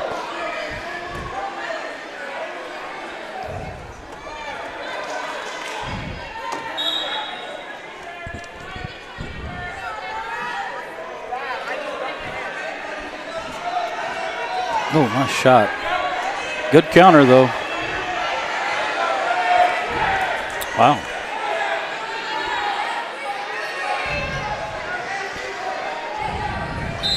You know what? Assume that these two have wrestled this year, but maybe not.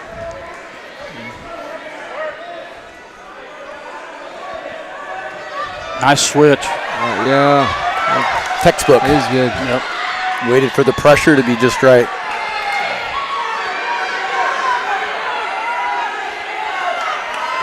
Near and under 30 seconds here. Really got to try and maybe go for a turn because she's down by 3. That's a. Well, she's got. You have a warning for stalling. Short time. You got to run it. You got to run it. Yeah. You're gonna run out of time. You got to get to a side and do something. She's got the power half in. It's just she's not able to turn. Yeah. She's going to end up losing it. That's a big dub for Paola. Yes, it is. That's a huge win. That's an upset. Well, I don't know if you call it an upset. They're both ranked wrestlers, but one was ranked. The loser was ranked higher. By definition. By definition. Like yes. like in the NCAA tournament. 8-9. Is it an upset? Yeah. Yeah. We're going to go back to 4 mats. You got 2 Spring Hill wrestlers here. Yep. Got Hinton and Murmis. Murmis ranked number 2. Big class. Focus in on Campbell.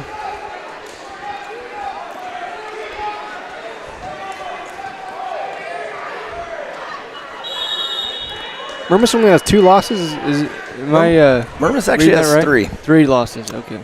She, I think the track was incorrect because she's got 2 losses to Leavenworth girl, and then she lost in the finals of Holton to the Shawnee Heights girl. Oh. Oh, wow. That was nice. Got Campbell, a junior, also a really good softball player. Did some of her games last year. It's good to see multi-sport athletes. I tell you, nowadays you get some kids that just focus on one sport. A good example of it, there's a 6'5" guy at I can't recall his name right now, but he at Tonganoxie, and he was a budding star. And as a freshman, he was starting on the varsity team in basketball. He decided he was going to just focus on pitching baseball. It's crazy to me. Wow.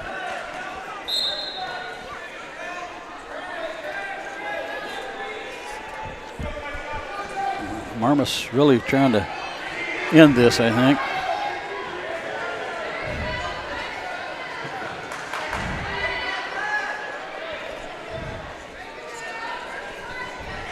Yeah, like we said before, sometimes it's really difficult. And you got to get that 3/4 Nelson.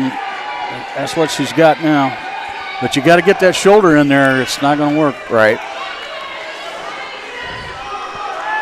Murmis hitting the 100-win mark last weekend in Washburn Rural. That was pretty neat. Yeah, that was good. Had a poster made for her. That was awesome.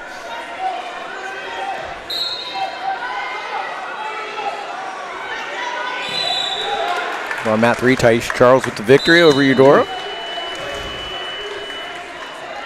hadn't been very many times where there hadn't been a Bronco going. Right. Yeah, there's a lot of them. That says a lot about the coaching staff that has a good, solid girls program. It's not just 5 or 10 girls. They've had 25 or 30. Yeah. I think Bonner Springs told me they only brought 8 girls. Wow. It's hard to win a team competition when you're that light. Right. Yeah. Tonganoxie. That's Steen getting ready to. Oh, it's over. Yeah. If you blink, 5-0. Right. Steen with the victory over Bartlett at Paola. Yep. We're back up over here. Another Spring Hill. We have Carton for Eudora. Knipp, Spring Hill. Map 4. Murmis with the victory, and she's your Frontier League champion 2024. Oh, Coach Wifter's got to take a picture of both girls. They're holding up 1 and 2. Gotta love it. That's funny. Love it. There was no coach to go on to congratulate. Right. There is. We'll go over to mat 4.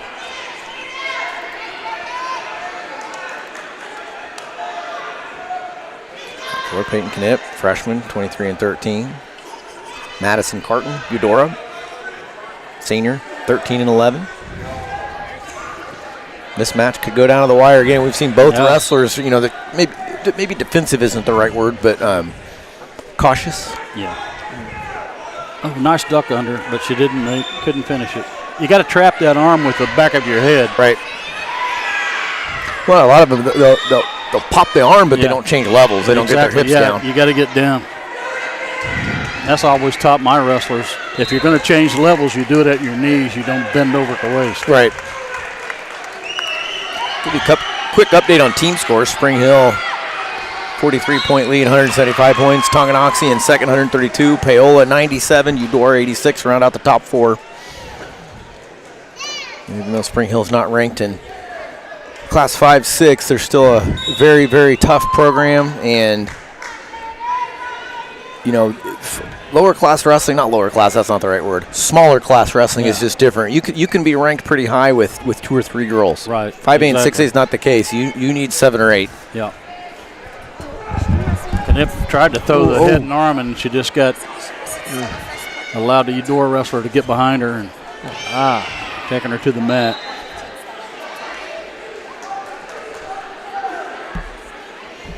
Knipp trying to step over.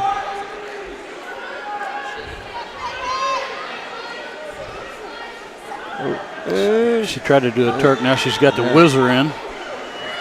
She gives up the reversal to Knipp, so that's a good job. Knipp tying it up 2-2. Going into the second period.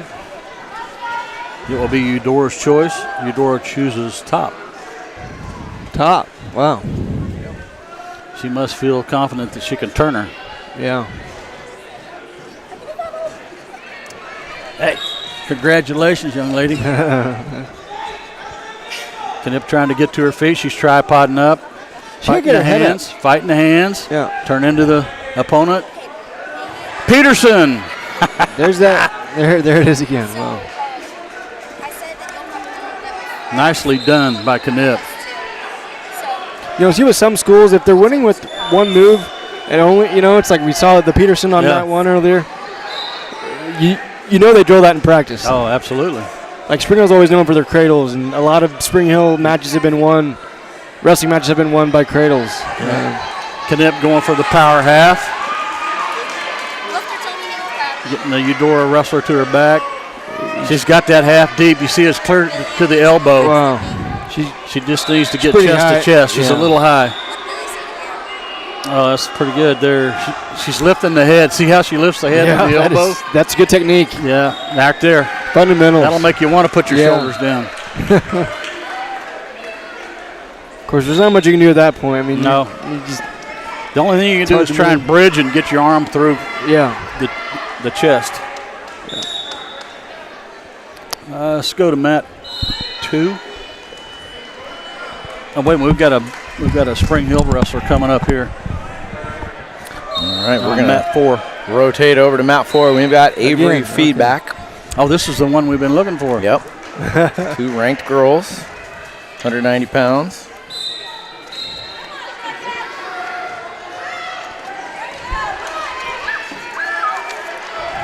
Feedback, Spring Hill. Pittman, Baldwin.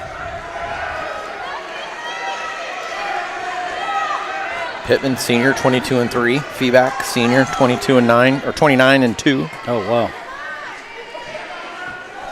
Battle of the Titans right here. That's right. They won't see each other anymore after this, but they're both going to be making some noise in their respective state tournaments. Yeah, this is a good tune-up for them too. Right. That's the reason for a league tournament. I've always seen it really doesn't matter. Yeah. Like ultimately, in the grand scheme of this tournament, is important for seeing. Okay, I got 2 weeks. Yeah, 3 weeks. This is what I need to get going. Yep. Especially if you're not going to see that wrestler at the next level. Right. Just throw it all out there. See what happens. I've been working on this and it worked. Maybe I should keep rolling with that or whatever. Yeah, you're already ranked. You got nothing to lose. Feedback trying to set something up. We see these two wrestlers. They're really trying to feel each other out, and some matches are like that. Especially when you're evenly matched and evenly skilled. Right. And that's why you know each other's tendencies as well. Know how to counter their moves. Oh, nice. Went in for the single leg, but couldn't finish. Tried to pop up there. He did. Good defense by Pittman. It was. Clearing that leg.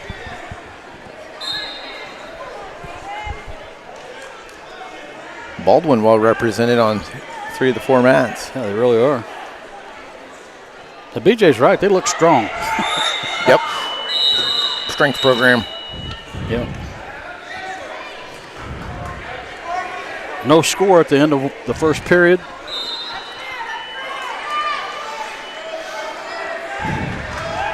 Coach Feedback over there shuffling his feet around a little bit. Anxiously watching his girl.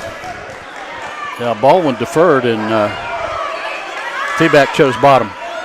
I'll take Wise. that. I would take bottom in this position even if I had the opportunity to defer just so I had the energy to get my escape. Yeah. Nice knee slide by feedback.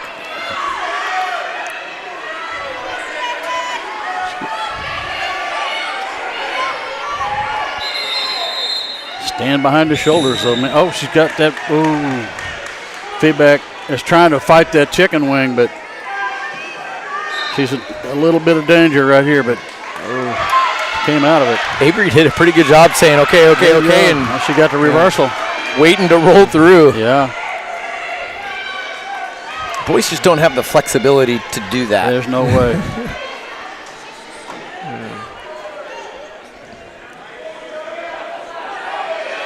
She had that wing in deep, too. It's real deep. Well, Avery was all, I mean, she was close to back exposure. Yep.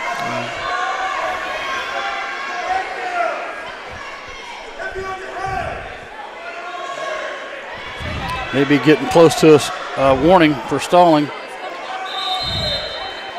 Try and maybe suck her back in. Cutting close to that edge if you want to continue on with how they're going now. But this is kind of free time for feedback right here. She's just grinding on top, and sapping Pittman didn't do anything. Yeah, sapping that energy too. Right. For that next period.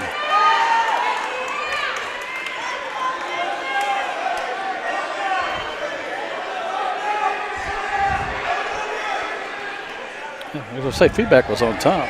Right. I don't know what the confusion is here.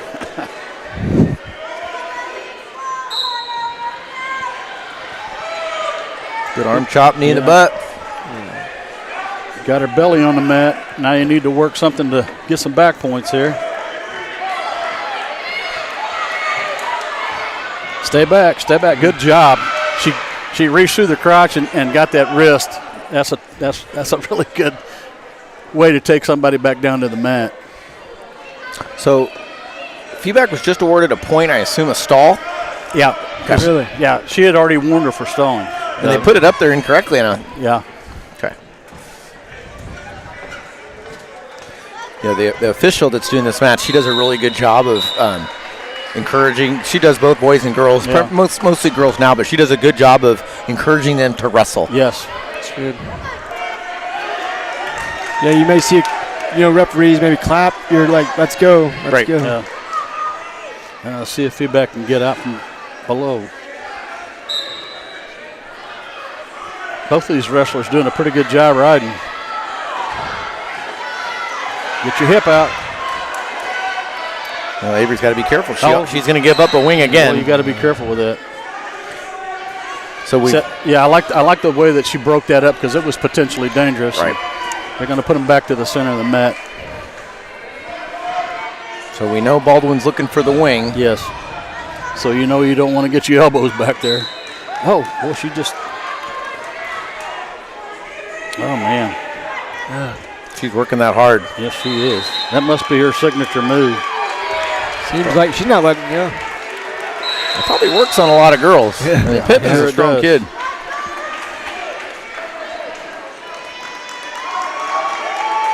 Yeah, feedback doing a good job so far fighting that wing off. She needs to clear that arm, maybe hit a sit out and do something a little bit different.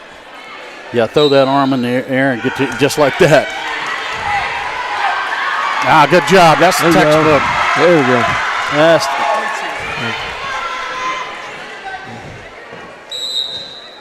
off the mat. I like that call.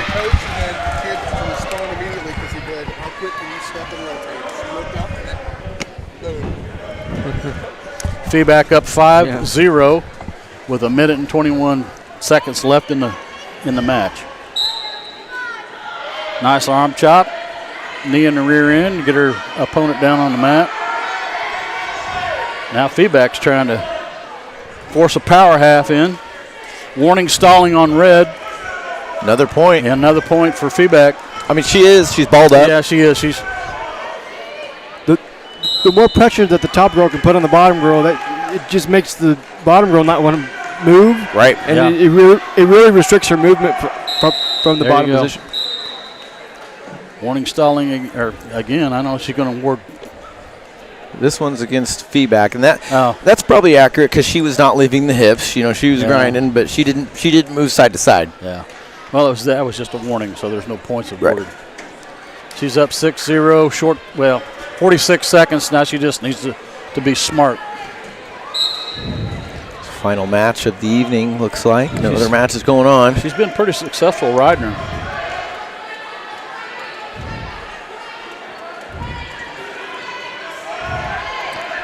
Yeah, probably bottom wrestler stalling. She is, and Avery probably needs to hop out to the side briefly, keep some chest pressure down. Yeah. That clamping up right there is why they're calling stalling on the bottom wrestler. Yeah. She just pinches her elbows. You're supposed to keep your elbows in, but you can't. Yeah, you can't do that. You can't ball up. Is this the last match? It is. Wow.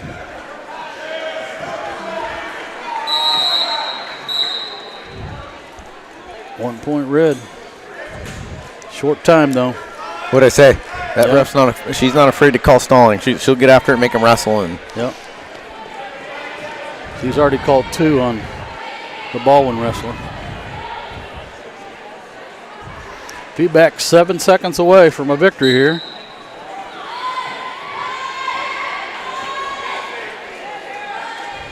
And there you have it. Avery Feedback with the victory over Pittman from Baldwin, the number 3 ranked wrestler in Class 4A. Feedback, the number 2 ranked wrestler in Class 5 and 6, and Avery Feedback is your 2024 Frontier League champion. And we're going to go to our awards ceremony, and we're also going to be awarding the team scores, with Spring Hill has more than clinched the team title for the Frontier League in 2024.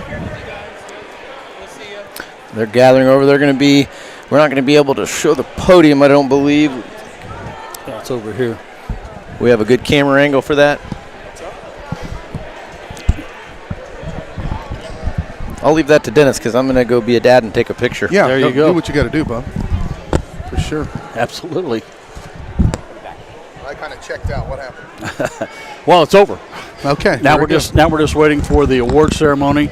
I'm not sure. They'll probably do the team award first, and then do the individual awards. All right, we'll take a quick break. We'll come back. We'll have our trophy presentations and activities here from the 2024 Frontier League Girls Wrestling Tournament. Make sure you put it on your calendar for a week from today. We'll be right back here for the Frontier League Boys Wrestling Championship.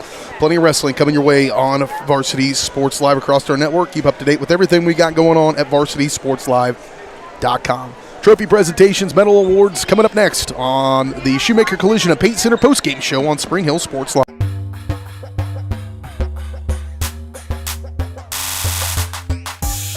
A great collision on the field? Awesome. An awesome collision on the road? Not so great. If that bad play does come your way, take your car to Shoemaker Collision and Paint Center. As Kansas City's premier auto collision repair center, they work on all makes and models, even RV, marine, aviation, motorcycles, and more. Shoemaker Collision offers free estimates and loaners, plus they will work with all insurance companies. Get your ride back in the game. Learn more at shoemakercollision.com or call 913-592-0095. Hey folks, save $1,000 on your interior painting project this winter.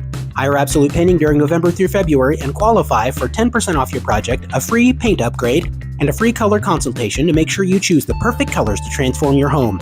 This amazing offer only lasts until our winter calendar is booked and spots are filling up fast. Call now and save $1,000 on your interior project.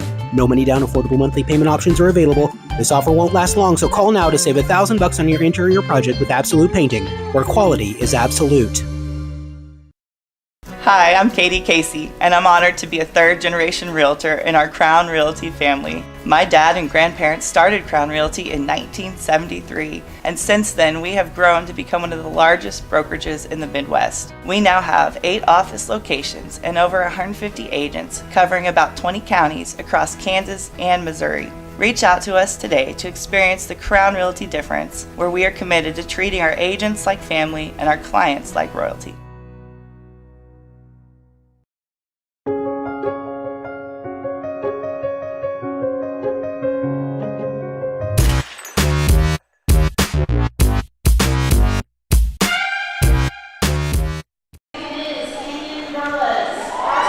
Going through the trophy presentations right now, you see Spring Hill's Riley Jones finishing second place in Frontier League Girls Wrestling in her first year. She's always has a smile on her face. You Smile got to on her love face. that. Yep. And then a winner in that one from Baldwin.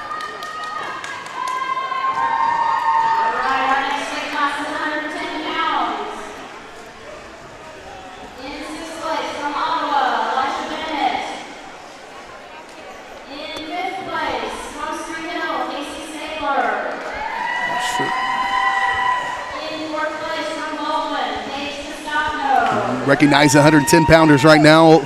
Sixth place, Elijah Bennett from Ottawa. Casey Saylor from Spring Hill. Paige Castagno from Baldwin. Brookley McDowell from Paola. Rosemary Mader from Spring Hill in second place. And Autumn Wilson from Tonganoxie winning the 110-pound weight class.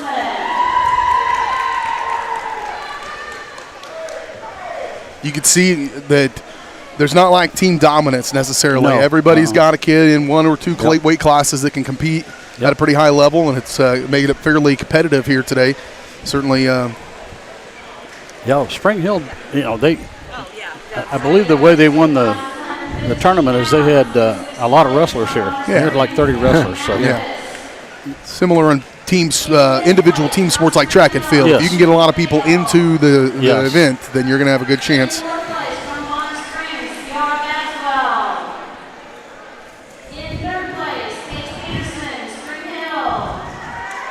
Saw Matt down there. Cheering on Riley. I don't see anywhere where I can see a final team total, but there it is. Spring Hill, team totals. They're going through these. Spring Hill wins it overall 207. Tonganoxie in second, 148. Paola third, 131 points.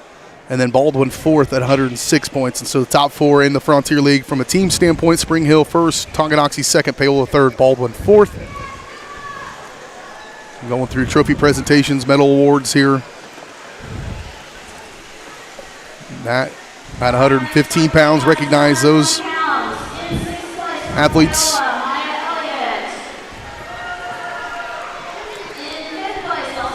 Now I'm recognizing at 120 pounds, Maya Elliott from Paola finishing sixth. Zeta Weiland from Paola finishing fifth. Ava Anderson from Tonganoxie fourth. Desiree Madsen from Spring Hill in third. Nevaeh Molehill from Spring Hill in second. And Brooklyn McCormick from Bonner Springs finishing in first. So Bonner Springs will win the top spot in the 120-pound weight class.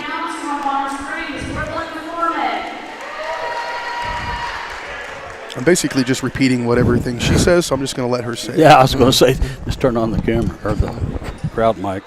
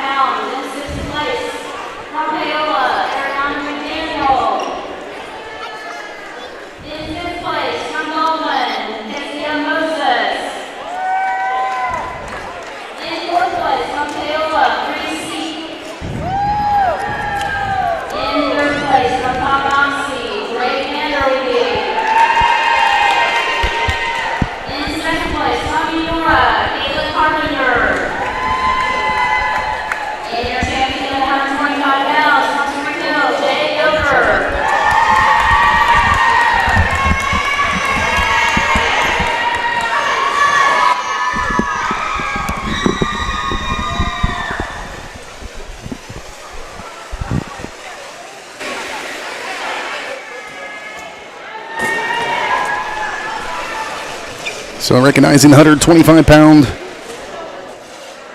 weight class now.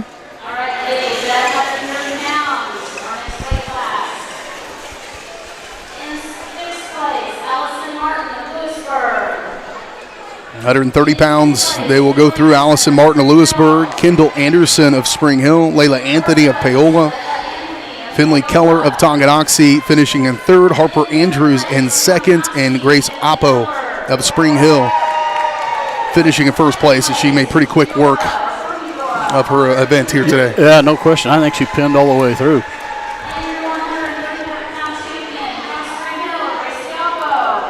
I'd say she's tuned up and ready for the postseason. And that's going to be right around the corner. Yeah. Spring Hill travels up to, I believe, Olathe North for their regional, or Olathe Northwest. Matt, if Matt were here, he would know. Yeah, Matt would know. Next up, we'll just roll right on through these final results here real quick. 135 pounds, they'll recognize the final on that one. Morgan Dials finishing 6th. Sydney Shepard from Tonganoxie in 5th. Emma Alcott from Spring Hill in 4th. Elle Ruffin from Spring Hill in 3rd. Nevaeh Brown from Bonner Springs in 2nd. And winning at 135 pounds was Jalen Taylor from Paola. Other winners in classifications at 140 pounds. 4th place was Jordan Dempsey from Eudora. 3rd place, Taisha Charles from Spring Hill. In 2nd place, Nora Prather from Baldwin. And winning at 140 pounds from Paola, Cameron Mather. At 145 pounds, final results in this one. Spring Hill wins this one at 145 pounds with Murmis winning and knocking off Hinton as the two Spring Hillers go at it in the finals, and they get 1st and 2nd. At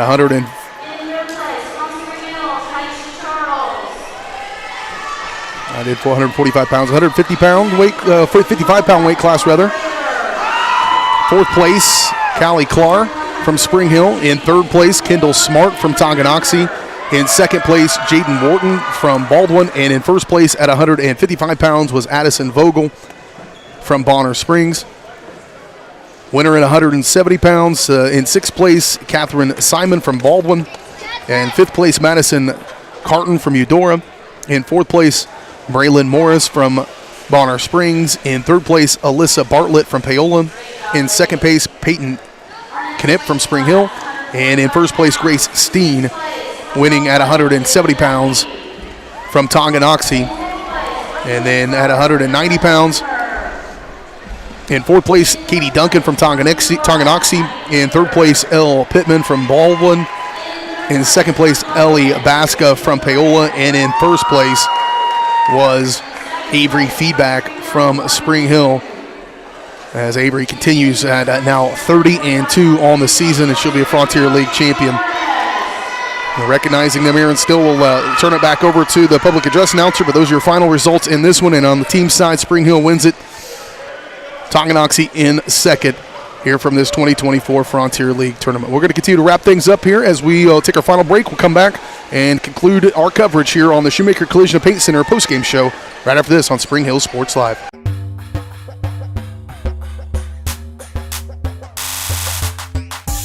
A great collision on the field? Awesome. An awesome collision on the road? Not so great. If that bad play does come your way, take your car to Shoemaker Collision and Paint Center. As Kansas City's premier auto collision repair center, they work on all makes and models, even RV, marine, aviation, motorcycles, and more. Shoemaker Collision offers free estimates and loaners, plus they will work with all insurance companies. Get your ride back in the game. Learn more at shoemakercollision.com or call 913-592-0095. Are you looking for a trusted heating and air conditioning contractor? Look no further than Comfort Designs. Comfort Designs Heating and Air has 100% NATE certified technicians who are friendly, knowledgeable, and ready to help. They'll care for your home and complete the job with speed and precision. Locally owned and operated for more than 20 years, Comfort Designs Heating and Air Conditioning. See all they have to offer at comfortdesigns.net or schedule your appointment at 913-592-4453.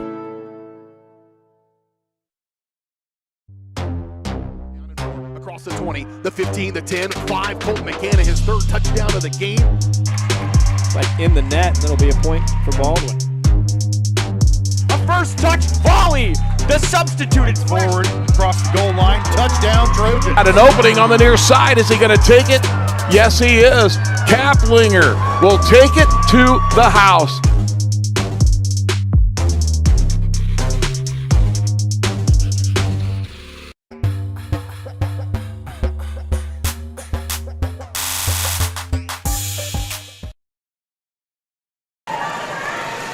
starting to tear everything down here. The mats are disappearing. Right here, this guy's fine. Yep.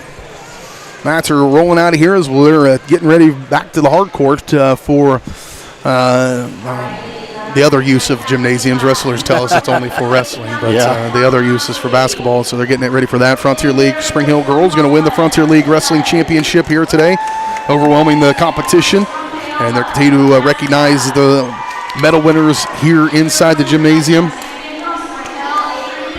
And this will be the one Avery Feedback wins the final match of this tournament in fine fashion, a close one, but one that she got the win.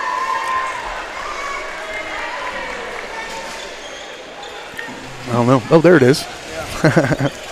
Make sure you join us again coming up next week as we'll come right back here to this gymnasium for the Boys Frontier League Championships, as the Spring Hill boys will be looking to get that one as well. They'll have some tough competition. Tonganoxie, one of the top teams in the state of Kansas. Paola on the come as well, and it's just going to be very competitive. Frontier League Championship next week. The Broncos girls win it here, and we'll bring you guys in here for your final thoughts. Matt muted me and not you. Just your guys' final thoughts. We've talked a lot about the maturation of the sport of girls wrestling and the ability to get all these kids together to come out and do this, and they put on a good show. Very competitive, and certainly there's the cream of the crop here. So there's some girls here that are going to go compete for state titles, and then there's some kids that are out here just competing, and either one has a benefit to it. But, boy, there are some top-level wrestlers in this tournament. Absolutely. Like we said, there's 2 programs in Class 4 through 1A that are ranked, Tonganoxie and Paola, so they're looking to make some noise in the next 2 weeks at regionals and state. And Spring Hill is too. Frontier League champions this year, and they're by far the biggest school, but they're going to find out next week when they have a brutal regional 5 and 6A schools combined, and they're going to be in the gauntlet next week. But this is, you see where you stand this week. A lot of girls out there, Riley included, got some confidence today, and that's the case for a lot of girls here, and that's why this tournament exists. That's why we have it. And right now it looks like the girls over there are celebrating their league title, and several champions, runner-ups, 3rds, 4ths, 5ths, and 6th places. And Dennis, you're on a regular basis covering the Tonganoxie Chieftains, and that's a team that he mentioned one of the top ranks as the boys come in here next week, and that's a cultural thing. I mean, it's a big deal around Tonganoxie. Yeah, it goes clear back to when I was wrestling. I wrestled our league tournament at Tonganoxie at the old gym. Wow. So, it's a culture, and they're coming off a state championship. Right. Now, they had two-time state champions last year, and they still have a strong program this year. They've got some ranked wrestlers, and they're going to make some noise. Oh, yeah, they're ranked in the top 10, and Paola's ranked in the top 10. So you're going to see some good wrestling next Wednesday. Yeah, that 4A tournament's going to be tough. Yes, it is. Well, we'll be here to do it for you next week when the Broncos host the Boys Frontier League Championship. Be sure to keep up to date with everything we've got going on around the area. We've got other regionals in Southeast Kansas coming up in a couple weeks as well. So if you just like high school wrestling, this is I can't believe there's a better place to find it than VarsitySportsLive.com. That's going to do it for us tonight. Congratulations to the Spring Hill ladies as they are 2024 Frontier League champions in girls wrestling. For Caden Carbajo, Matt Jones, Dennis Drennan, I'm BJ Harris saying so long from Spring Hill High School. You've been watching high school wrestling on your home for Spring Hill High School Athletics, Spring Hill Sports.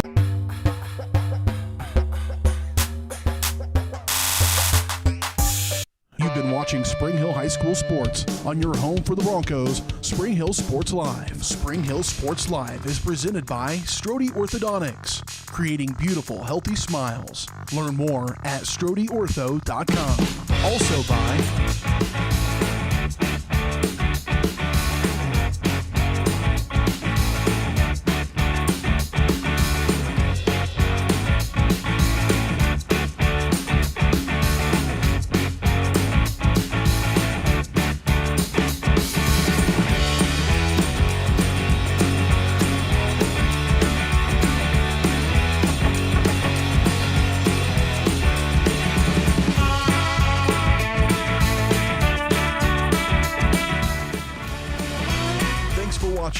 and be sure to catch every second of the action right here on your home for the Broncos, Spring Hill Sports Live.